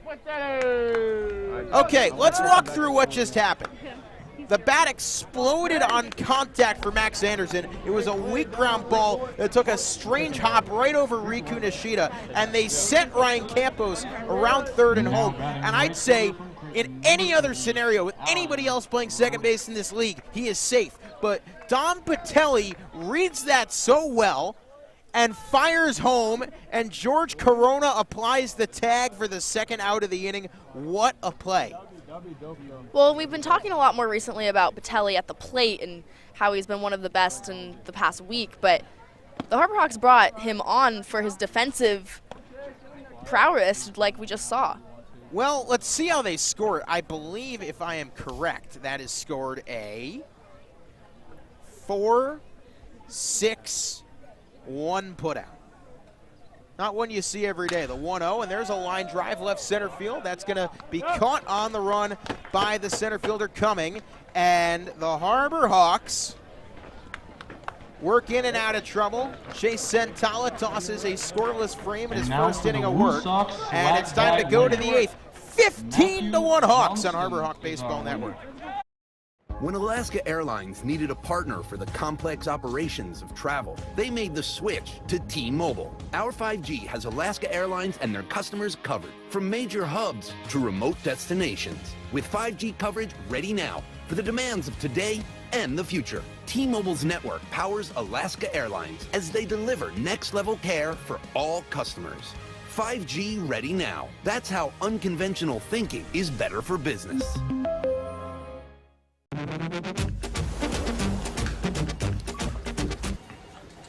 Tastes like a Coke. We nailed it! Coke Zero Sugar. Have they nailed it? Sounds like they really nailed it, huh?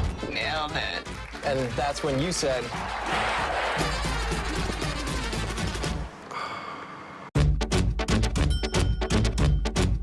So it really tastes like a Coke. Yeah, that's the point. Now going home with the big game prize has of been called, and in $276. 7 innings 3-9-4-1-7, of play, the Harbor Hawks a 15-1 final in 7 over the Wareham Gatemen, and by far and away, Bria, the most complete game of the season. Definitely. The Harbor Hawks really did it all. Plate discipline, base running, outstanding defensive work, and that pass inning, especially with the play by Don Patelli. You got the home runs. You've got, you know, the small ball. There's really nothing that the Harbor Hawks didn't do this game. Oh, absolutely. Nothing to complain about tonight, and I think I'm still on Team Sirota for Roll-A-Bump Limited, and I think you got to go that way with 5 RBIs. Yeah, I'll give it to him. I will. Not with any hesitance at all, but I mean, there were just so many people that stepped up tonight, but Sirota definitely. Tonight's a night where you could really give it to the whole team if you wanted to. The score recognizes that as such. Well, your final in 7, 15-1. And for Hyannis, 15 runs, 12 hits, 1 error. For Wareham, 1 run, 9 hits, 4 errors. For our wonderful producers, Abby Stokes, Ella Gibson. For Mazdak Darvari, assistant general manager, director of baseball ops, who helped out with the broadcast. For my partner, Bria Losick, and for myself, Zach Berman, signing off from Wareham, your final 15-1. And tomorrow night, we will be live in Orleans. First pitch, 6:30 on Harbor Hawk Baseball Network. Good night, and Bria, it's a great day to be a Harbor Hawk. Indeed. Good night. I